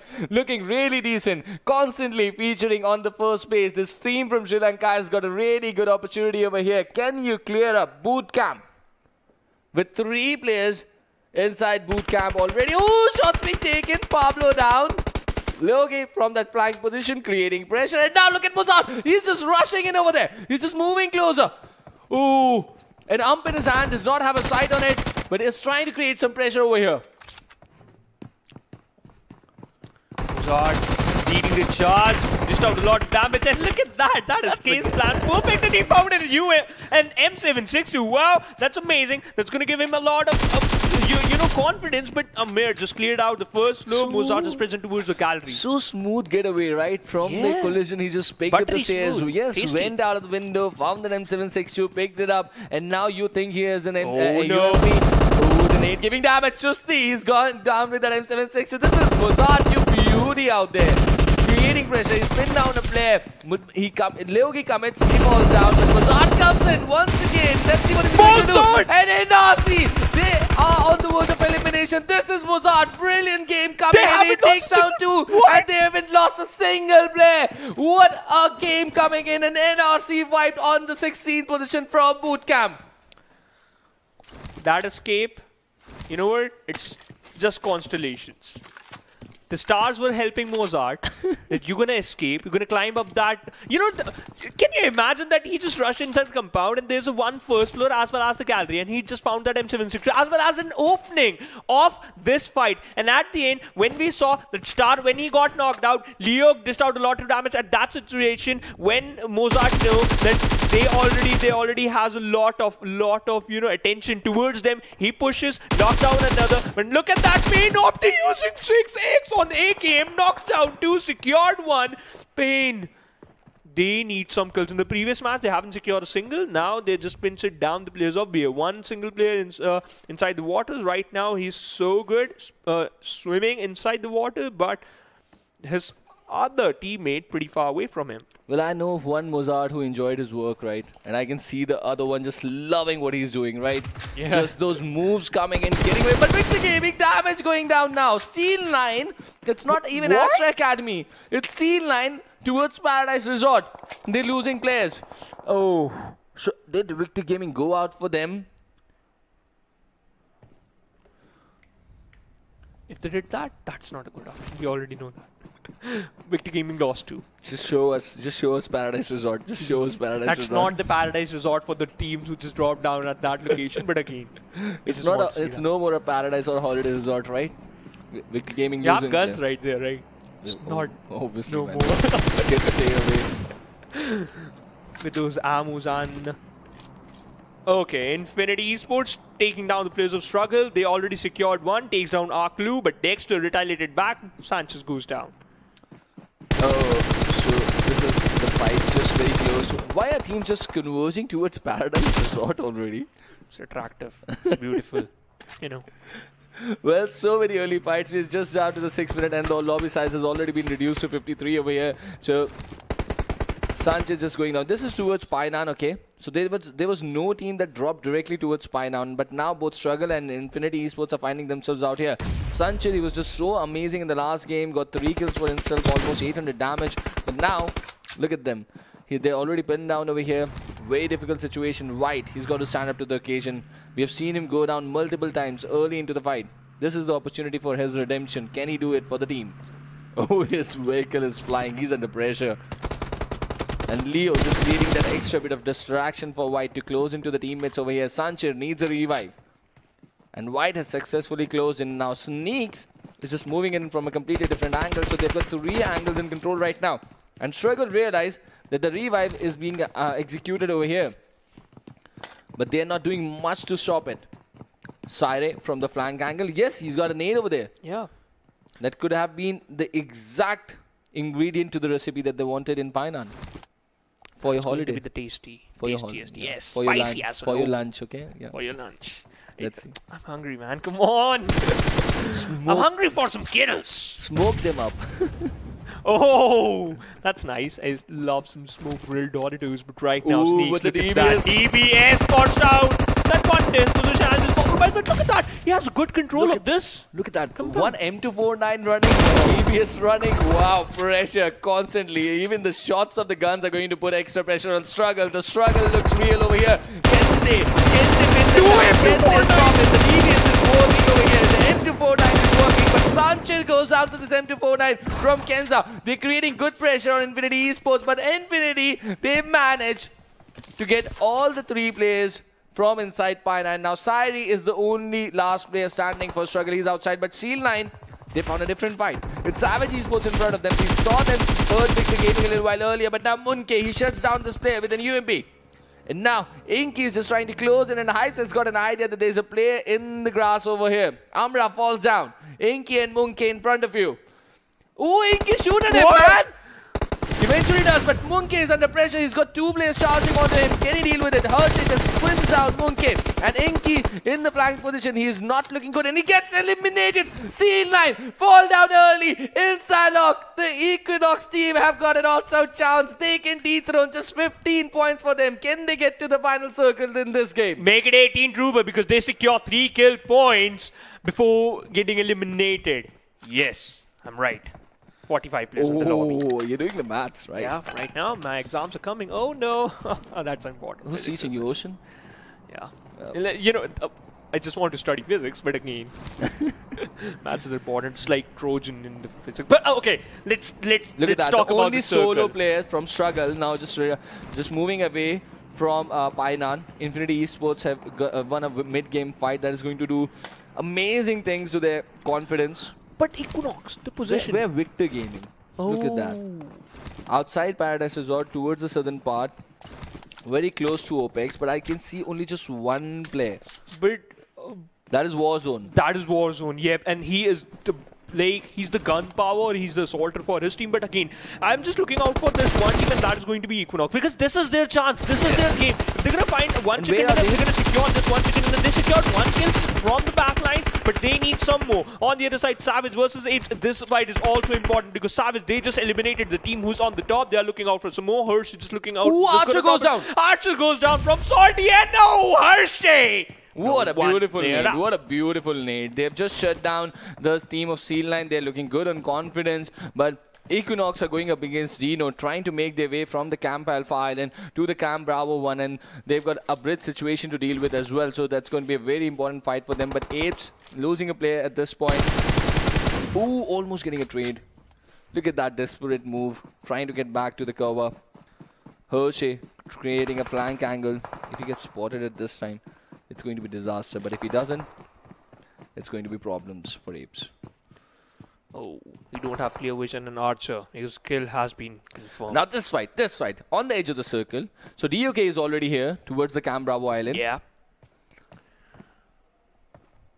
Salty got knocked out. He secured one kill. Archer has been eliminated already. Yes. It's just the same thing I just explained it earlier, but right now it's a 3v2 situation in favor of Equinox. But the bad thing is two players already pretty far away from that one single player. But look at East, he's just picked up, okay, he's just eliminated Salty over there.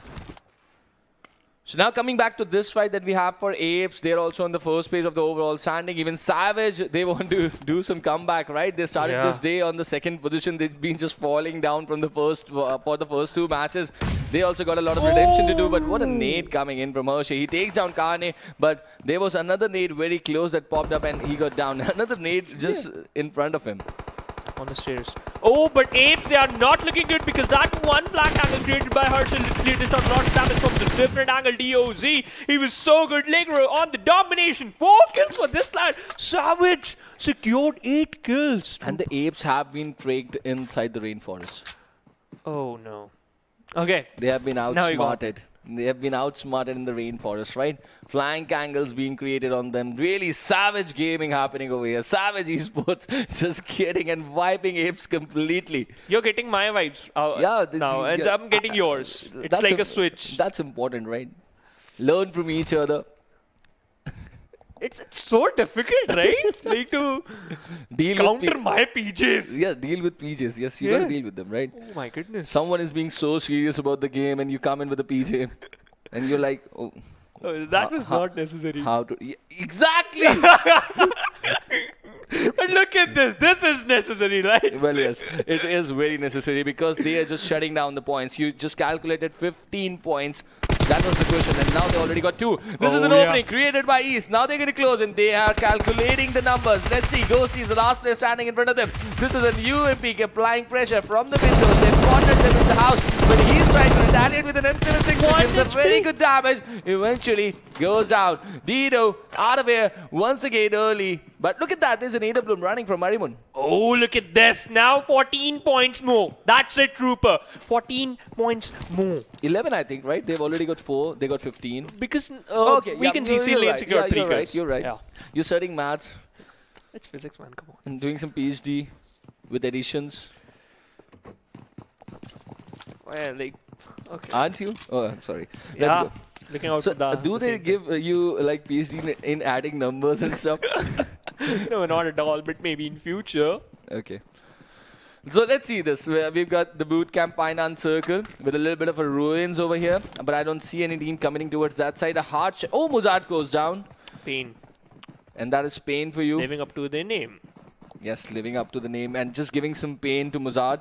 And let's see how they're going to deal with this. But look at this cluster developing towards the center of the map, just where the airdrop has landed. We've got NAIKON already over there. Infinity Esports lurking around the corner. Bear coming out of bootcamp.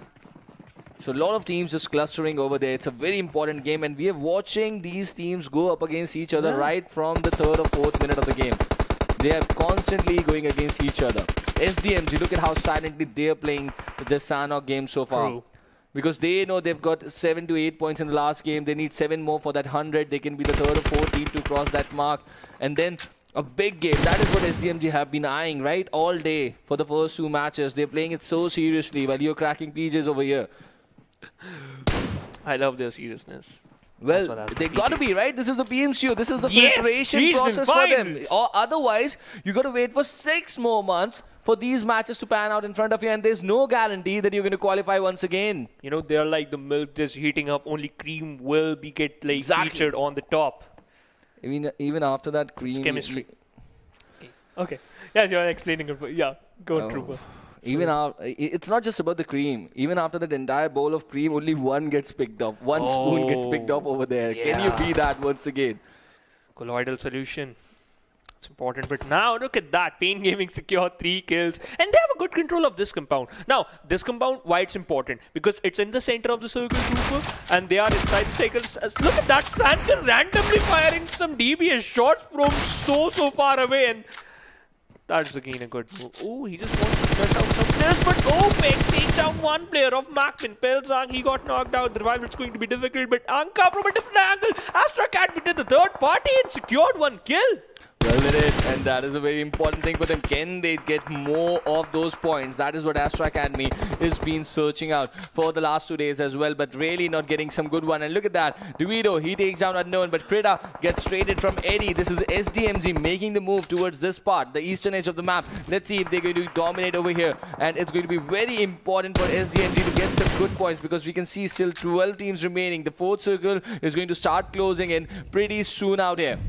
And this is the time when you create breathing spaces for yourself, clear out areas for your rotation. That is exactly what MAKPEN are trying to do.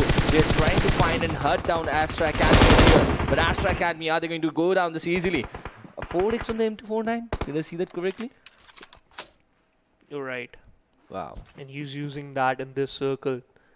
25 meters far away from the circle, so they have to do something. But right now, Victor Gaming, they were struggling with the blue, but right now the 2 players around from the side of Victor Gaming, they are inside the circle. MAKPEN versus Astra Academy. This fight is still going on. They have to move inside the circle, and we have the mini map in front of us. And now, Equinox, look at that. They've got an access, yes. They have an access of this map and this circle, in fact. And this, look at that. Their eastern side is clear.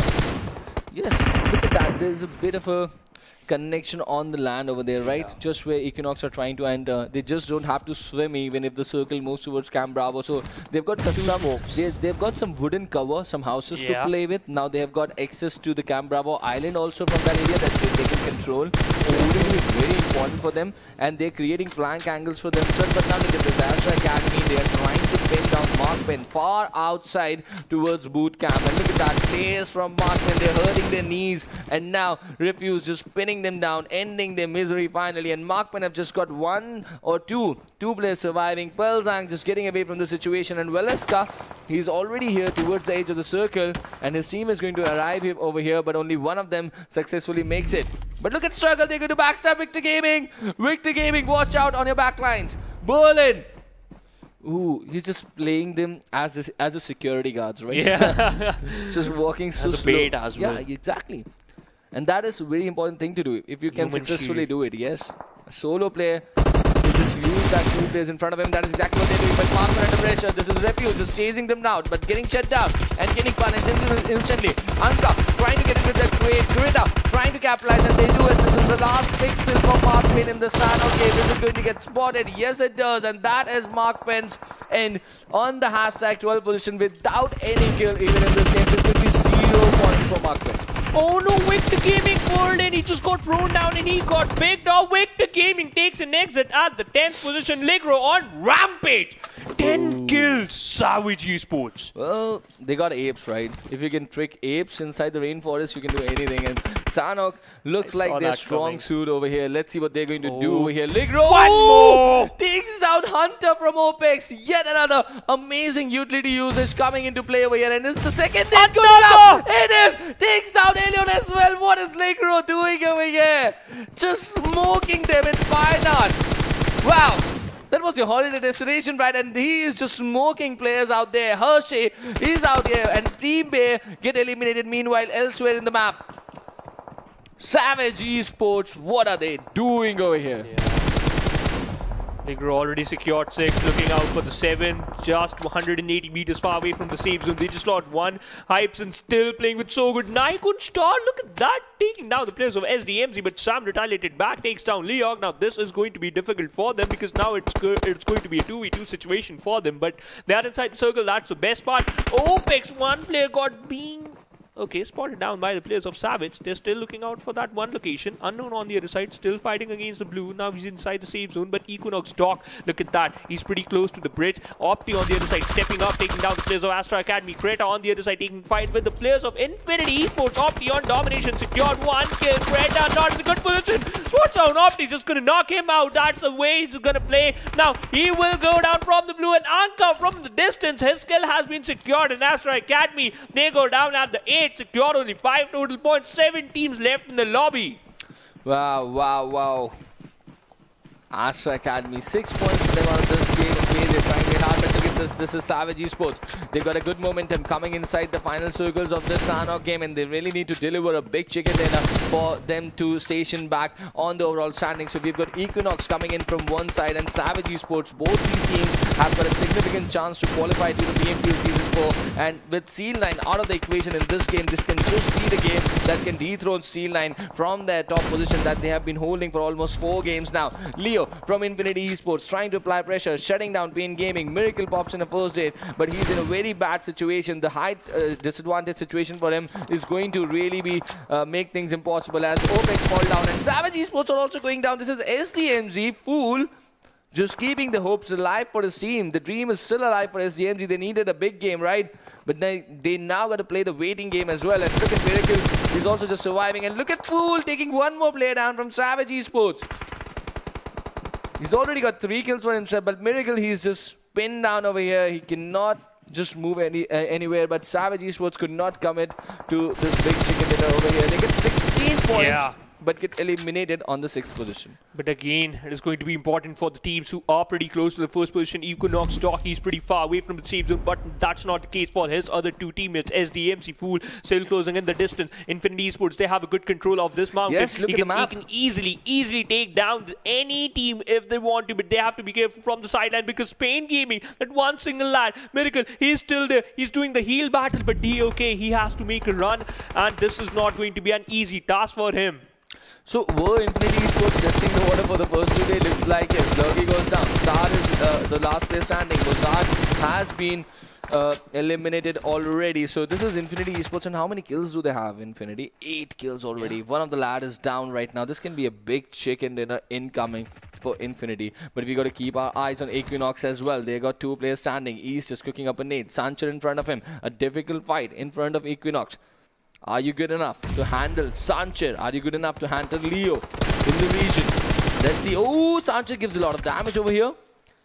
A-Line just manages to stroll down towards him. The revive is going to be held on him, but he's got both the players down, and Equinox down. On the 4th.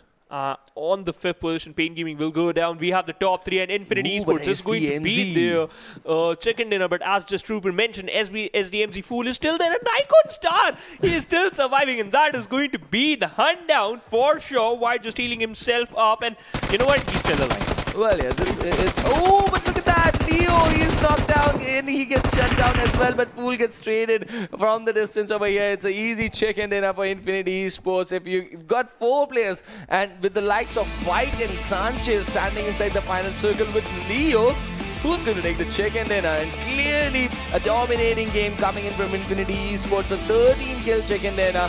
But even with that sort of a domination, they're only going to be on the 10th position. But this is a team that can continue back-to-back performances. They got good Miramar game. Now it's a podium finish on the Sanhok game. A very all-important Erangel game upcoming. Can they get 3 good matches back-to-back? And that can set up the pace for the finale.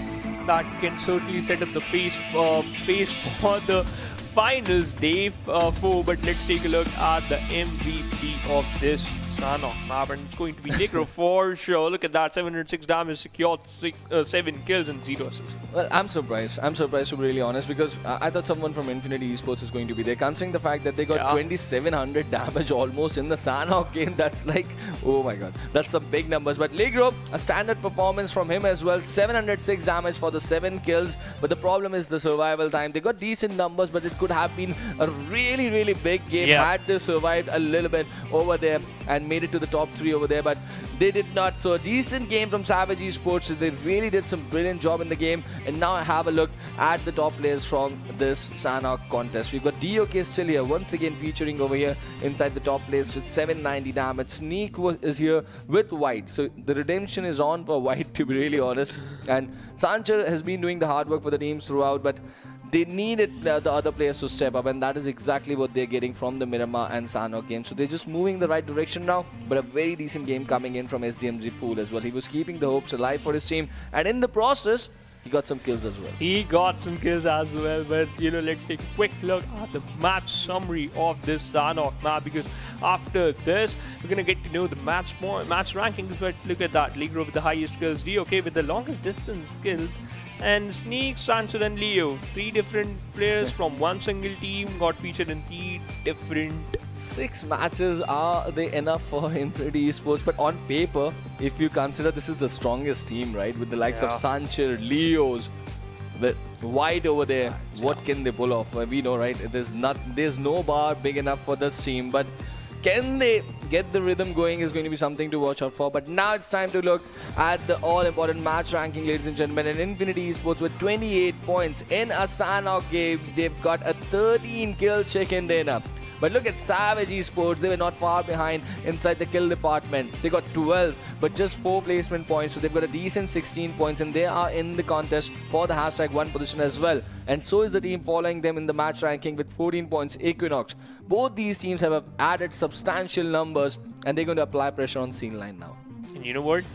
4 points. The difference is 4 points, ladies and gentlemen, between Equinox and if it doesn't come down to 4 points, then we're it's a trooper mistake, That's not but Victor Gaming missing out on Sanhok once again. Just 1 point for them. Well, let's see how they're going to deal with this. Some other early fights for them just resulting not in the good favor for them. And it was Scene9 who hurt them, who got just 3 points out of this game. Very important. Very important. Scene9 just getting 3 points. And let's see how the other teams are going to use up this advantage. Yeah, but Apes and NRC, bad outing for these 2 teams. Got eliminated at the first and secured 0 kills. Literally haven't secured a single point. But let's take a look at the Oppo F19 Pro movements. These are the beautiful movements from this beautiful match. Just like this beautiful device, Oppo F19 Pro. And look at that, trooper. This fight was amazing. Mozart, he was the MVP of this fight. Well, definitely. He was amazing. The calmness in Mozart's moves over there was so evident, right? His thumb is just... There are no sign of nerves over on his left thumb, though, yeah? He knows he's got a responsibility to play, and that is exactly what he's delivering. An AKM-6 shot getting converted over there. Wow. Amazing work from the observers. They've been so amazing during the PMCOs, and a really impressive job coming in from them. And this is the situation where the DBS and M249 were smoking up dishes inside Final and getting some good results for themselves. Then Scene9 went down over here. This was Savage Esports shutting them down. And Inky just wasted a little bit of an extra second shutting down Hershey over there. Yes? And that is the reason the man disadvantage situation came into the option over there. And Savage Esports were really too good to capitalize. But later on, MAKPEN, they had a really tough time against Astra Academy. And eventually Astra Academy did shut them down. They chased them inside the zone as well. Yeah. But really, MAKPEN, with the kind of legend that they carry with the name, they're just not standing up to the occasion in this tournament. But they still got 6 more matches. You never know what can happen. This was Ligro's moment, right? Yeah. That is why he's the MVP. Back-to-back smokes, nades connecting, just hunting down Opex over there, really hurting their chances as well. Yeah, but look at that. After this spray from the side of Leo, we know that Pain just could rely on that one Miracle. In fact, he dished out a lot of damage onto Miracle as well. But Sneaks, he was so good with his TK angles. We saw him that he was utilizing those grenades as well as his M416 perfectly secured a lot of kills in this map, as well as his team, Infinity Esports, secure a chicken dinner on the 10th position in the overall ranking. But look at this, skyscrapers. 2,683 Infinity with the highest, but struggle, dished out 622, 0 kills. So expensive, right? So expensive. But look at that, even Seal9 got 805 damage, and look at Infinity Esports. They're monsters, right? It's a big team that has not been performing just for the past 10 matches or 8 matches. They've been really decent in the first two matches today, like inside the Miramar and the Sanhok one. You never know what they can pull off, right? They're always going to be a contenders, but let's see if they're going to just convert the momentum or not. But now it's time to have a look at the overall standings, ladies and gentlemen. And even after this whooping chicken dinner, you're not going to find Infinity Esports on the Soft, ladies and gentlemen, the difference is just 4 points. If some maths professors looking out for an assistant, he's the perfect apprentice out here. Just take him away. We've got Equinox 4 points behind Seal9. That means some added pressure on Seal9 before the start of this last upcoming Erangel, and Savage Esports are down 180. So the pressure is building up on Seal9 to hold on to that podium position, the throne. Can they keep it till the last and the final game as well? That is going to be something to watch out for. You know what? The difference between Seal9 and Equinox is 14, and Equinox versus Savage is again 14. Well, it is. Well, it is. Well, it is. But SDMZ have got 107 points for themselves. A decent game, and they needed this, right? So they also got 14 points out of this game. 14 yet again. But Pain Gaming become the next Centurion over here and struggle with 81 points. They still have an outside chance, but they really need to deliver in all the 5 matches remaining. And yes, you're hearing it correctly. The number of matches are decreasing. And Infinity Esports with 71 points. Can you get another chicken and propel inside that top list? A chicken, a 30-pointer. Oh, that is what they need, right? That is exactly what they need, and really gets me excited. But DENO, Astra Academy, MAKPEN, Bear, NAIKON, things going down for them. NAIKON, Mozart, Beauty, but playing 3 men at PMCO regional finale is always going to be a factor that you're going to deal with, and it's hurting them now. Really feel bad for them, but this is nothing that we can do. They really got to find that 4th player for them who can regularly feature. But that is going to happen or not is going to be a completely different story. But in this tournament, they look like they're going to complete with a 3-man team. But we've got one more match remaining, ladies and gentlemen, so go nowhere. We are going to be back after a very short break.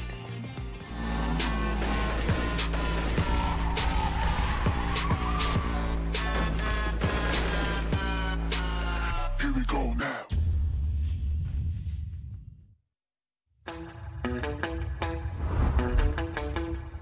Are you keeping it real? I'm calling shotgun, wanna see my baby run. Oh, what's the word on the sea?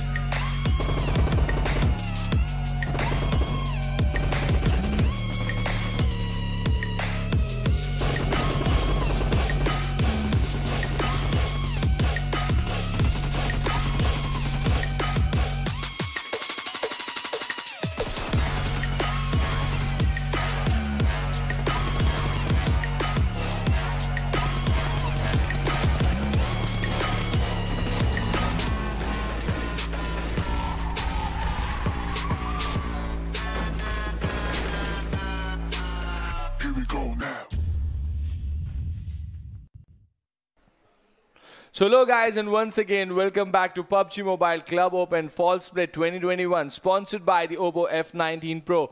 Wook up your fun, and we really are wooked up here with an amazing performance from all these teams. The way they are challenging C9. What are you expecting from this last Erangel? This match is going to decide which teams is going to be at the first or which teams is going to just, close in the distance between the first and the second, because again, the points difference between C9 and Equinox is just 4 points, and slowly and steadily struggle also closing in, and SDMZ. So let's have a final circle. I'm expecting a final circle with C9, Equinox, Pain Gaming over there, Infinity Esports over there, at maybe NRC or SDMZ. NRC or SDMZ. I still prefer SDMZ because with these teams in this Erangel is definitely going to set up the pace for the remaining 4 matches tomorrow. But we've got one opportunity today. Erangel.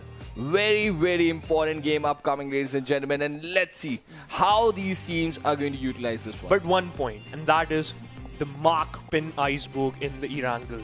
Why? Because in every Erangel, you're going to find that MAKPEN always step up their game because they know how to play it better. Because again, this is the most playable map in the PUBG Mobile, and they know how to play it better. So again, you have to be careful from the team MAKPEN, as well as Pain Gaming and NAIKON. They're also stepping up. Mozart, wow.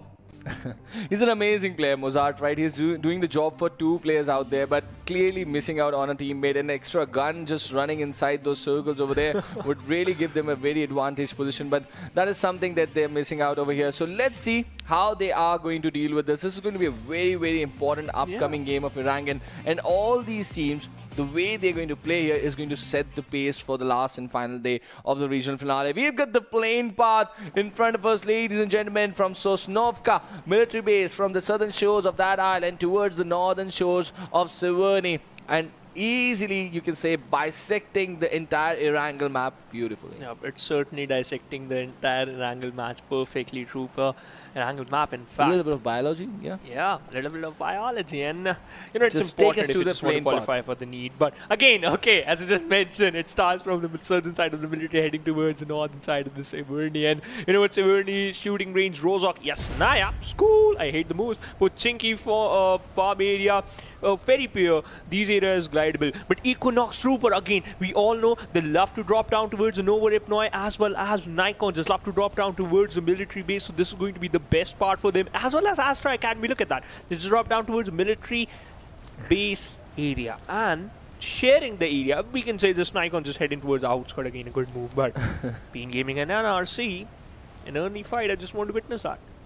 Yeah, NAIKON just changing their strategies a little bit, going for the scattered compounds on that military island over here. So that's going to be really important for them, how they're going to deal with this. But we know that even Seal9 was very interested to go towards military base, and the circle with military base Nova Ripnoi and the bridge right in the center of the zone. So it's an amazing, fantastic final game circle over here today for the day. So let's see how the teams are going to deal with this. A lot of teams are finding themselves outside, for the likes of Seal9, MAKPEN, DENO, Pain, NRC. They got to rotate back, and we've already got teams towards the edges, right? So it's going to be very tough for the teams coming in from the northwestern part of that circle.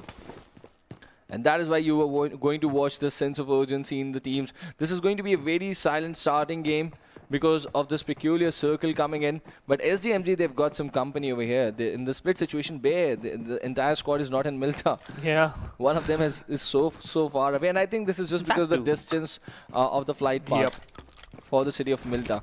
So they've taken up a split drop over here. Let's see how they're going to pace the game. Are they going to go in for some early collisions? What do you think? That is going to be a good option, Trooper. But look at that, Xyrox.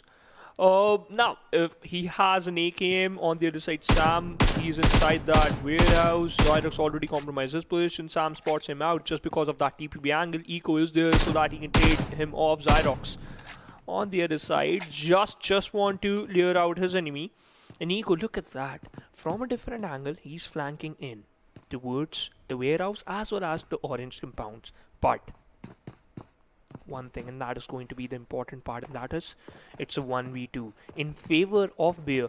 They don't know, they doesn't know where the player is. Now they know, because Sam already compromised his position. Now just gonna knocked out Xyrox, just gonna confirm there's still Bear lost one and in very early stage. Well, they did. Well, they did. The first blood has been taken already. SDMZ Sam picks up that for his team. Bear. And the backup. The Bear has been cornered here. We've talking a lot about a lion getting cornered, but the Bear cornered. He's got a Thompson to deal with. Let's see a Psycho just evades beautifully. Cheeky move, but get the shot on the jump shot over here from Eco, but barely somehow gets away from the situation. Psycho, he's under a lot of pressure. He's under a lot of pressure. Where are the teammates? Where are the teammates? You need to commit yourself now. Psycho needs your help. Sam, you gotta commit yourself. Psycho, why have you committed yourself? You could have held out to the back lines, but luckily he was playing the bait for Fool. Goes down on the knock, but Fool finishes the job, gets the second Bear down.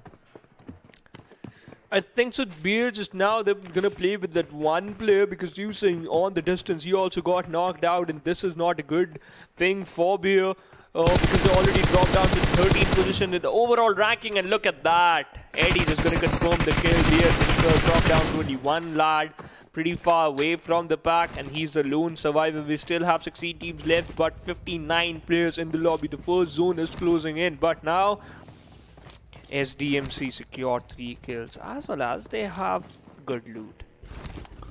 Well, they really have a good loot. 3 kills already for them. They're just designing the perfect sort of comeback for themselves, right? Yeah. Just entering that 100-point mark. With these 3 kills, they're already on to 110. We know that the mark has been set at the start of this game at 133. Yeah, now it's increased. Not that much, but still.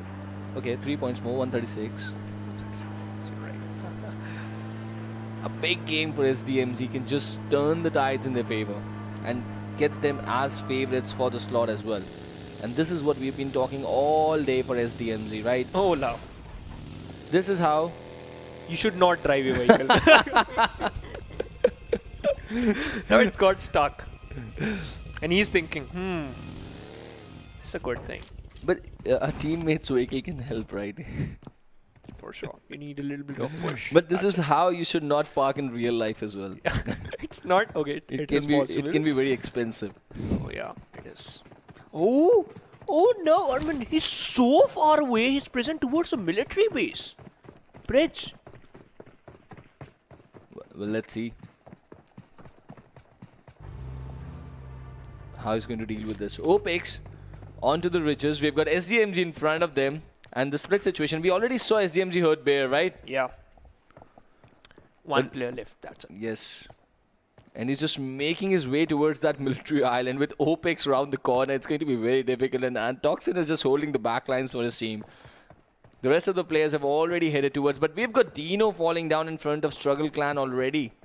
So this was the contest that we were expecting. DENO rotating from the Giorgio Pool Hospital area, finding Struggle Clan who looted up Pochinki, and towards that north wedge of the circle, this collision happening, and now they're getting hurt. But now, all the 4 players of SDMC present towards the blue and the pink compound, the triple story and the trouble story with the terrace. Sam, this man is so good because he has so good individual skill. But look at that. Oh, Apes is moving from the same area, but Sam got punished from the sidelines. Opex has utilized this position perfectly, but not that perfectly because they haven't found a single knock yet. But trying on very low HP, Fool out in an open area using his arm, and again Apes is going to live up another day because they just escaped the situation perfectly. But Trooper, his position has been compromised. Now, this area of the circle, it is going to be crazy for now. Why? Because it is inside the zone, and we all know that yesterday we witnessed a lot of crazy circles. Well, we did. SDMG Fool in front of us, designing that comeback. 3 kills already for him. Opex right in front of them, and then they deployed the players back to this fight. Yeah. They were crossing the bridge, but they said, okay, we'll go for the bridge later. We've got a team over here, so let's fight. And we've got the 4 players and a Godzilla on the ridges, and with one of them on the flank position towards the patrol station.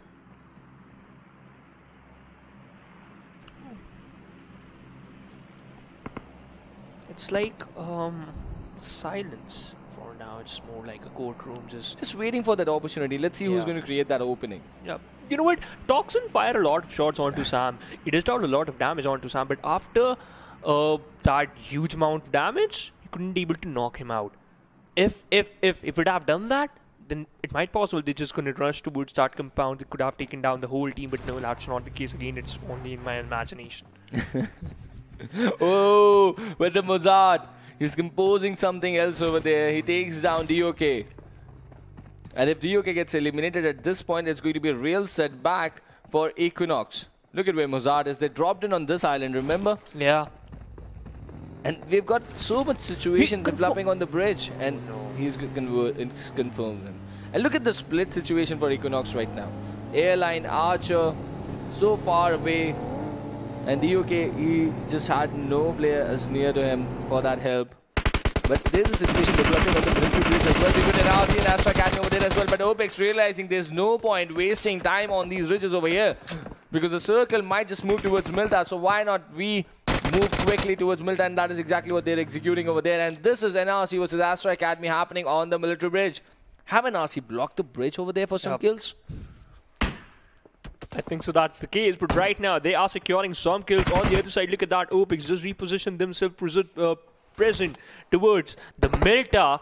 Now, one thing, and just that is going to play an important role, and that is that one single player from where he is just holding that bridge. He's basically just doing the bridge camp for some teams. And look at that, Hazeen versus Astra Academy. This is going to be incredible. They secured one kill, Trooper. NRC looking out for some more. Already spotted down the other three players of Astra.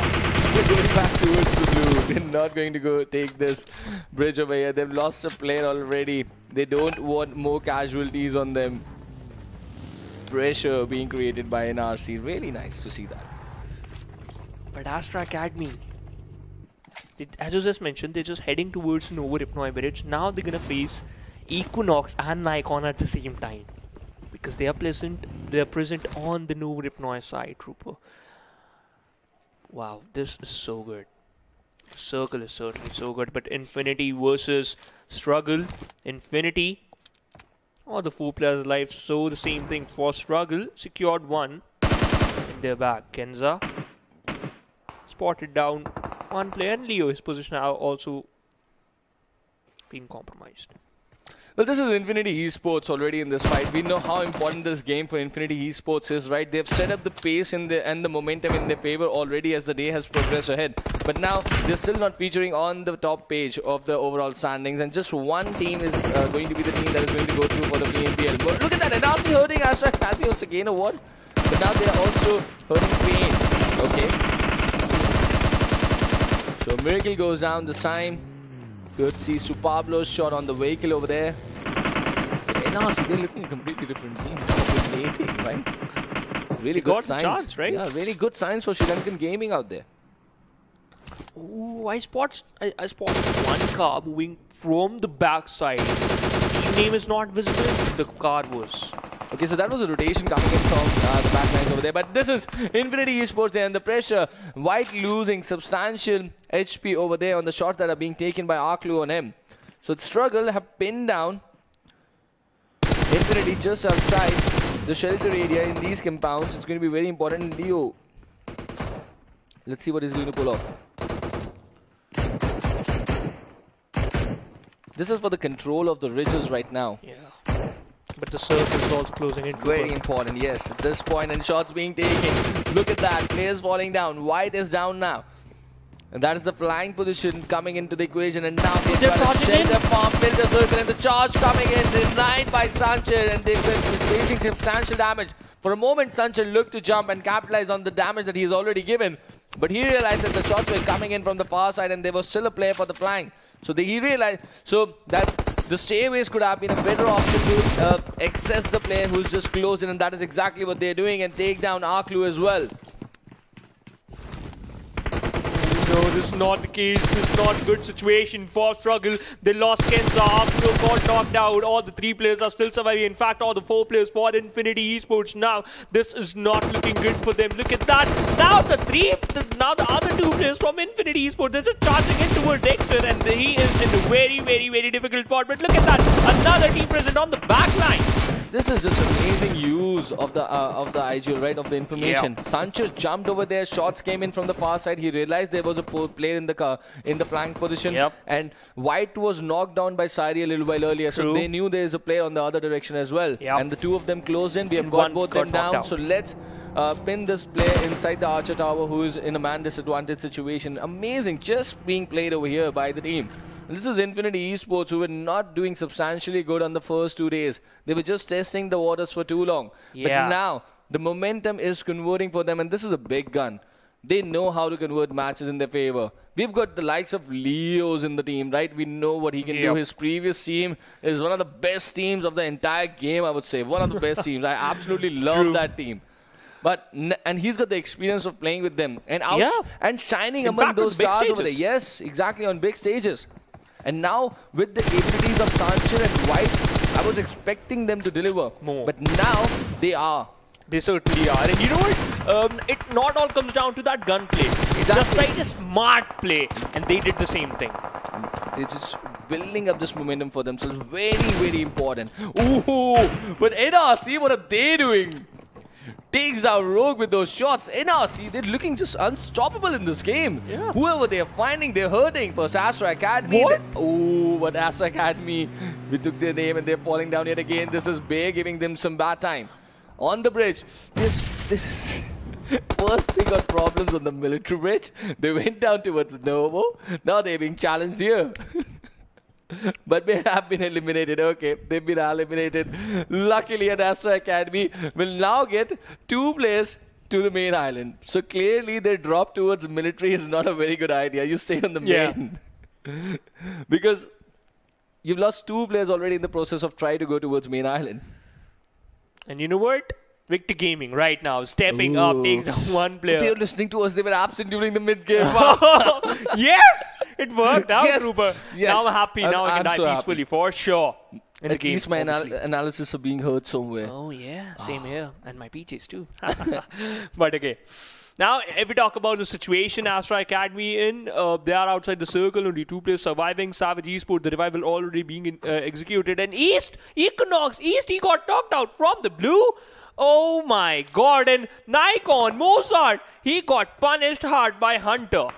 Well, he did, and let's see how Victor Gaming are going to deal with this. They're taking fights from the mid-range, but we've got Savage Esports who are looking really good. Equinox under pressure as well. Let's see how inside the lumberyard area these teams are going to deal with each other. This is going to be a pivotal fight inside the entire tournament. Savage, they're looking good to gain momentum. Victor Gaming are looking to make a comeback for them. A very important fight for them. But Opex are also visible inside the backdrop, and Seal9 inside the kill feed, hurting pain right now. There's a big cluster towards the southern high grounds over here, just outside the city of Milta, and there's this big slope on which these fights are being executed. And now we've got RGC Opex in the situation where they're pushing onto a team with Apes nearby.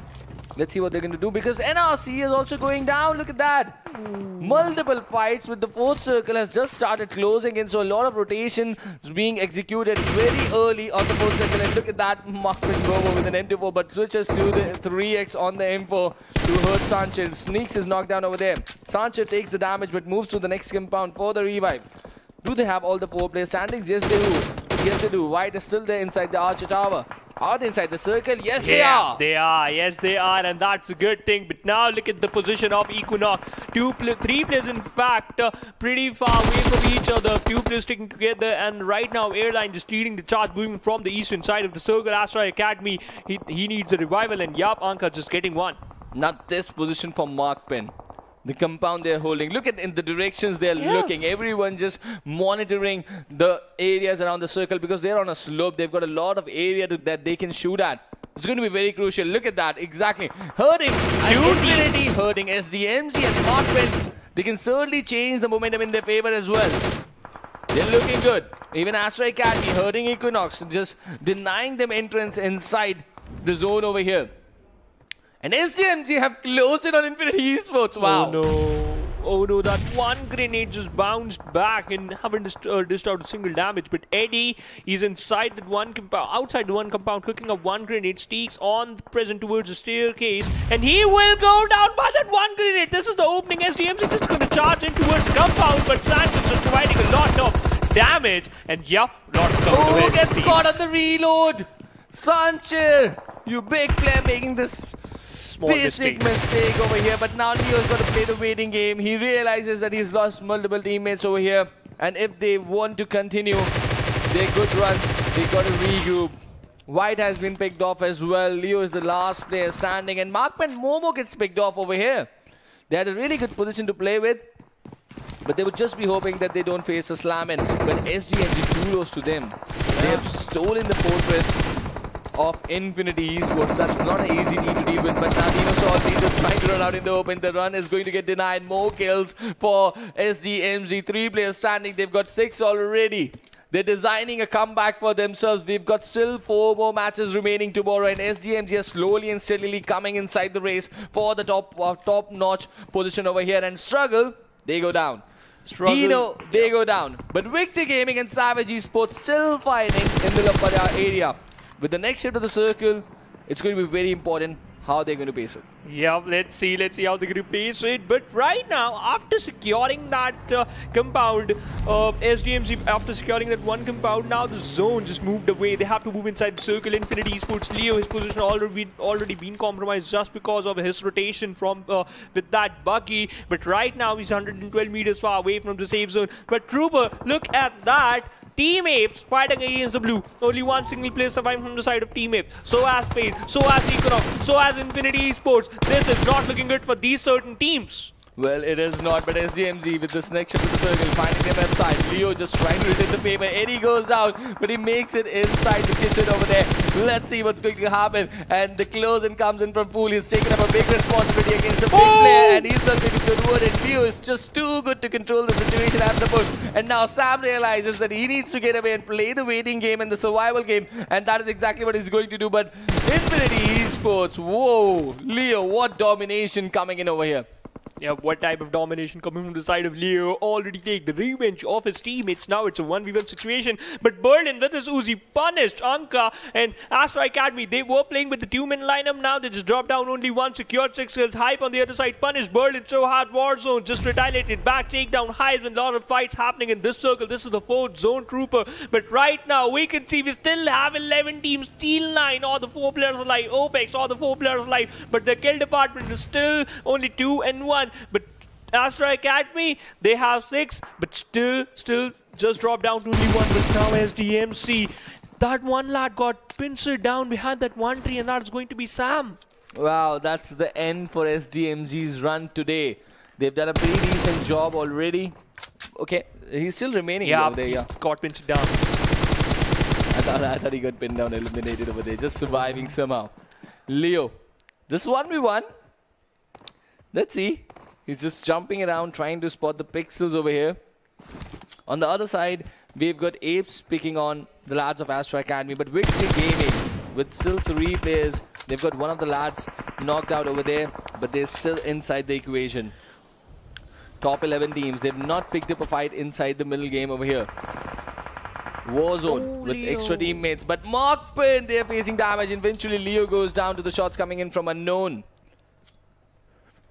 Oh, what a nade! Elimination, smoking down Astra Academy out of the lobby. That is Victor Gaming. Damage perfectly. Grenade being tossed it from the side of damage. But look at that! There's one lad so close to the logs. But right now, Opex versus MAKPEN. And Opex just going to eliminate MAKPEN from the lobby. I was thinking about it. They're going to secure some more kills. They're going to finish at the top 5. But no, Opex is the reason behind their elimination. And MAKPEN go down over there. And Opex add on some points for themselves. The problem is they've got a duo to play this game now. We're down to the top 8 teams. And Equinox just making that power of rotation, and Apes is not ready to give away his position. Look at that, the survival game.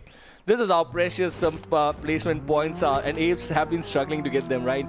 Yeah. I remember after 10 matches, they got just 9 placement points, and I don't think they've done a significantly good job in Sanhok as well. So they're still struggling in the placement department, and that is why you see him showing that trigger discipline down there. But this is now C9 once again featuring inside the final circles over here. SDMZ Sam, he's still doing some good work for his team. He's just picked up 1 more kill, but now Pinores goes down to Savage Esports and Warzone to the same nade. Savage Esports are taking a good toll on Victor Gaming, and even Berlin goes down with a follow-up nade. Victor Gaming falling down in front of Savage Esports. And have they been eliminated? Yes. Have they been eliminated? Yes, they have! With just 3 kills, Victor Gaming fall down yet again. And Savage Esports, they are on a run. What are they doing with those nades and utilities? Amazing usage. Even in Sanhok, they were so beautiful. And once again, they shut down Victor Gaming in this game. And this time, they did not even take an early fight. Yeah. Inside the final circle, somewhere where they were blooming when they had players, they fall down yet again. So this is the pressure. Equinox on the other side that finds their A-line. He got picked off, but Pain Gaming Demo pinched down the players of C-line. 2 players got knocked out. Another player just closing the distance. Pain Gaming Demo gonna knock him down. It's just all comes down to that one single lad. C-line already secured 3 points. Those 3 kill points were Demo just gonna lob in 1 grenade towards the side of those knockout player, and he haven't secured a single kill, but secured 2 instantly. Well, Amra is also going to bleed out soon. And Harsha is going to get that kill. So Demo claims 2 kills out of here, and those are the only 2 kills for Pain Gaming. That's it. And he's already lost 2 teammates. And oh, look at this Ligro. Let's see if he's going to find out a helmet on the receiving end of that M24 shot. But hides, he turns the struggle down for Apes as well. But a good run for them, made it to the 5th spot over here. But now we're down to the top 4 teams. Pain is here, Savage Esports are here. They're chasing down C-Line, who are also here inside the final circle. I believe it's Inky who's just remaining over there. Let's see how long he's going to survive. 3 solo players against an entire squad. This can just be the perfect ending for Savage Esports. They just don't want to lose it, but right now RGC Opex, he's still there. Final player surviving from the side of RGC Opex, but look at that, his vest is 99% damage, pretty close to the players of Savage. Just gonna cook 1 smoke so that he can make an extra cover. 30 meters is the distance he has to close in. Inside the safe zone, Demo inside that watchtower. 1 player, C-Line, Enki, as just mentioned, he's just going to survive for a little bit more long because he's still safe. The zone's is closing in. The 7th zone is closing in. It's going to dish out a lot of damage. Savage, all the 4 players alive, unknown. It's popping out some more smokes. Look at that, 2 players inside 2 different watchtowers. Demo already started receiving some damage from the blue zone. A lot of damage, in fact. Well, he is. How are they going to deal with this? Savage Esports, they're just looking for this chicken, and they're the favorites right now. But 3 players, and out of his Demo is just doing that heal battle just outside. I think it's going to be a very difficult run for him. Let's see what he's going to do. But Hershey, they're playing it smart, right? They're just not committing everything. And unknown, whoa, yet another utility kill for Savage Esports. Wow. And that was Hershey.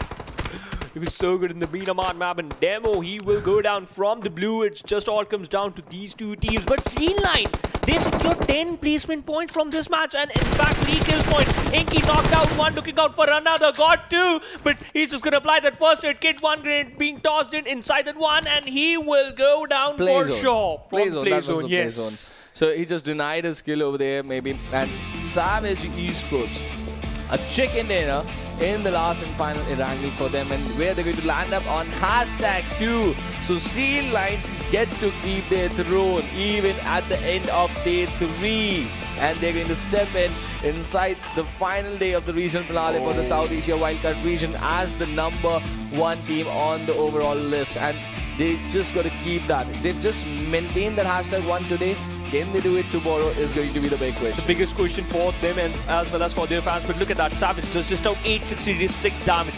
That's it, Trooper, and secured 8 kills out of it. Well, 8 kills. A decent game, and they took down the entire team of Victor Gaming, yes, and 3 kills inside the final circle. So they're just picking up fights beautifully for themselves. And now it's time to have a look at the MVP of the game. We have Sam from the side of SDMZ. Look at that, 4 kills, 642 damage, 2 assists, and only 89 healing done. Well, he was not getting spotted, right? And he survived for such a long time for his team. Got some important placement points as well for SDMZ. We got to find out where they are standing on the overall rankings as well, because they're adding substantial numbers match after match, and which is a very important thing. Let's see who are the top players other than Sam in this game who really performed well. It was Unknown, Refuse, Salty, and Valeska also featuring from MAKPEN over here. He's a new addition to the team. We've not seen a lot of him during the semi-finalist stage as well. But suddenly they want to change and make changes to the roster and find some different results. Veska delivering inside the top 5. 501 damage with 2 kills. Really nice to see a young lad getting that opportunity. Yeah, I'm so happy with that. But you know what? The important part is every single team, they are just playing for this grand finals. Only 4 matches left, Trooper. Yes, and now it's time to have a look at some more stats over here. We've got the match summary for you, and Sam featuring here from SDMZ alone. But look at that, every single player is alone from his team over here. Legro with the maximum assists, and most utilities use his spells. I was expecting someone from Savage eSports over here. Yeah, because you know what, they literally eliminated one team by just lobbing some grenades. In fact, those were 4 grenades. They got 1 inside the final circle as well. Yeah, and they were using up smokes as well, but somehow 10 are the most utilities used in this game. So it was a very high, fast-paced game. In the mid-game, witnessed a lot of fight, and thankfully Victor Gaming did not participate in those, but could not carry the momentum inside the final circle. So the pressure playing its toll on them. It's now time to look at the match ranking for this game, where Savage eSports have added up 23 points for them inside the campaign of the region finale PMCO South Asia Wildcards in this last and final game of day number 3. And C9 still managing to get 15. So they're just applying more and more pressure with every passing game. Even in the last game, they got 13. So 28 points in just the last 2 matches. They've been consistent throughout the day, and that is that was the key for them. That was the challenge for them, to end up inside the top 5 every time, to reach the final circles every time, and they've been successfully delivering it. Opex got a good game over here. Pain Gaming and SDMZ continuing the run, but Apes, thankfully, they've got 6 placement points. Yeah, and that is the best part. There was only one player surviving from the side of Apes, and he secured a lot of placement points out of this match. But Astra Academy on 7. Look at that, 7 total points. Well, yes, 7 total points for them, and out of it, 6 kills for them.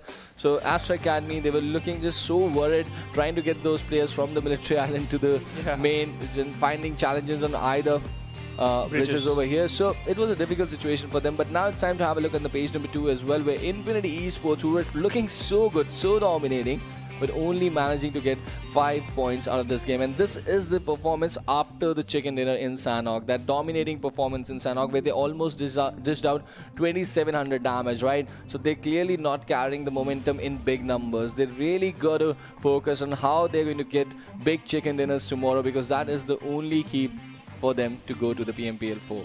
Yeah, but you know what? After this match rankings, we're going to look at the Oppo F19 Pro movements, and just let's refresh our memories. And this was the fight in which SDMC started their journey, start collecting some kills. And Infinity eSports, they won this fight against the Team Struggle, and some smart moves being displayed from the side of Infinity eSports. But after that, when they were holding those 2 compounds, SDMC came in, literally pinned it down, literally eliminated 2 players and forced Leo to fall back.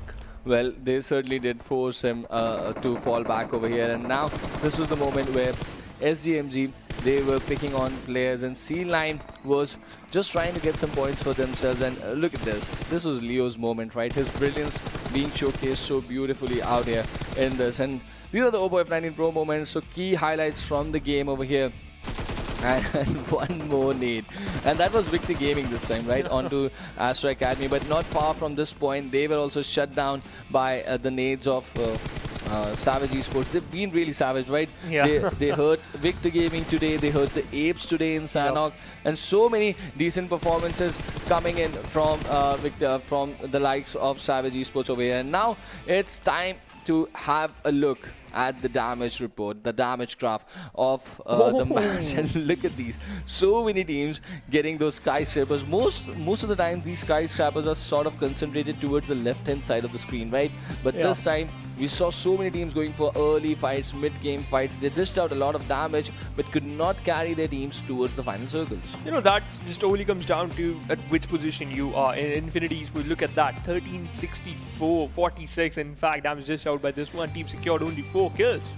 Well, yes. And SDMZ with 1471, the highest damage dished out from the game over here. So, a decent game over here, and you can see the sense of urgency is coming into the lads. And why is that? Because only one team is going to go through from the region to the PMPL Season 4. And this is how the overall standings look at the end of the day number 3. 4 more matches remaining, and Seal9 have got a 10-point cushion entering inside the final day. And Savage eSports and Equinox are chasing them down, giving them a really hard time. Even SDMZ are architecturing themselves a beautiful dream. Can they defeat or pull down Seal9 is going to be something to watch out for tomorrow. You know what? That is going to be the like center of attraction for tomorrow, Trooper. But Pain Gaming, if they're going to secure 2 chicken dinners tomorrow in a row, then the chances are quite high that they are going to secure first or the second position in the overall ranking. Because look at that. 113 points without securing a single. And Victor Gaming, they would be really disappointed.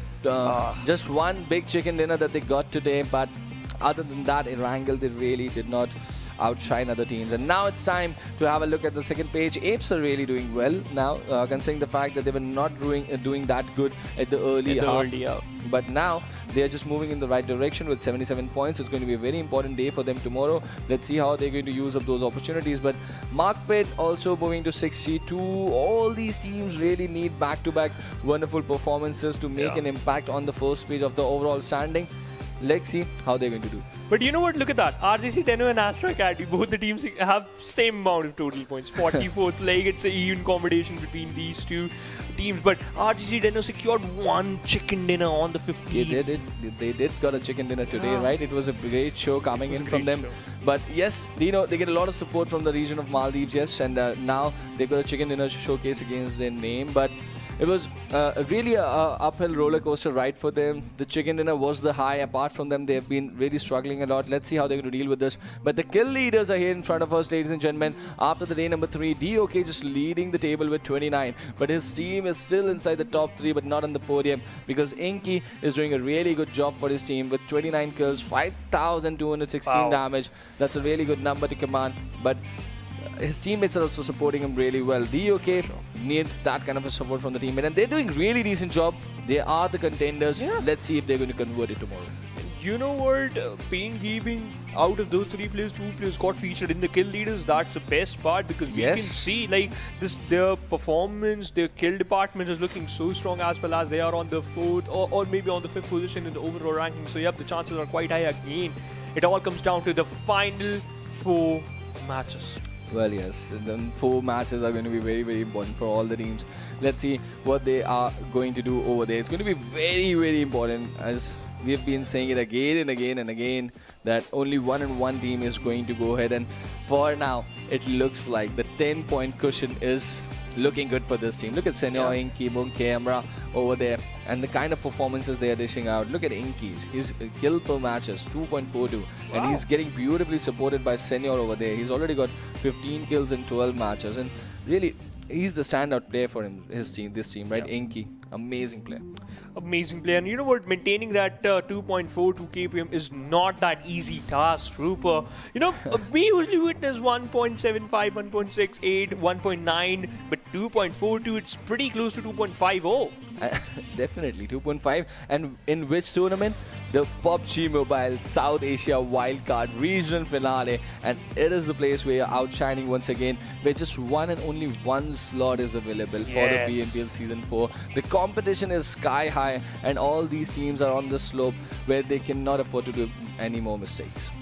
No more mistakes. And you know what? That's going to be the most important part, but we still have 4 matches left, ladies and gentlemen, for tomorrow. So make sure to join us tomorrow. And before ending the show, a big shout out to our official media partners, Nemo TV. And once again, thank you Oppo F19 Pro for just giving us these amazing matches and the competitions that we witnessed. This is just so amazing to cast these matches as well. So shout out to Nemo TV as well as Oppo F19 Pro here.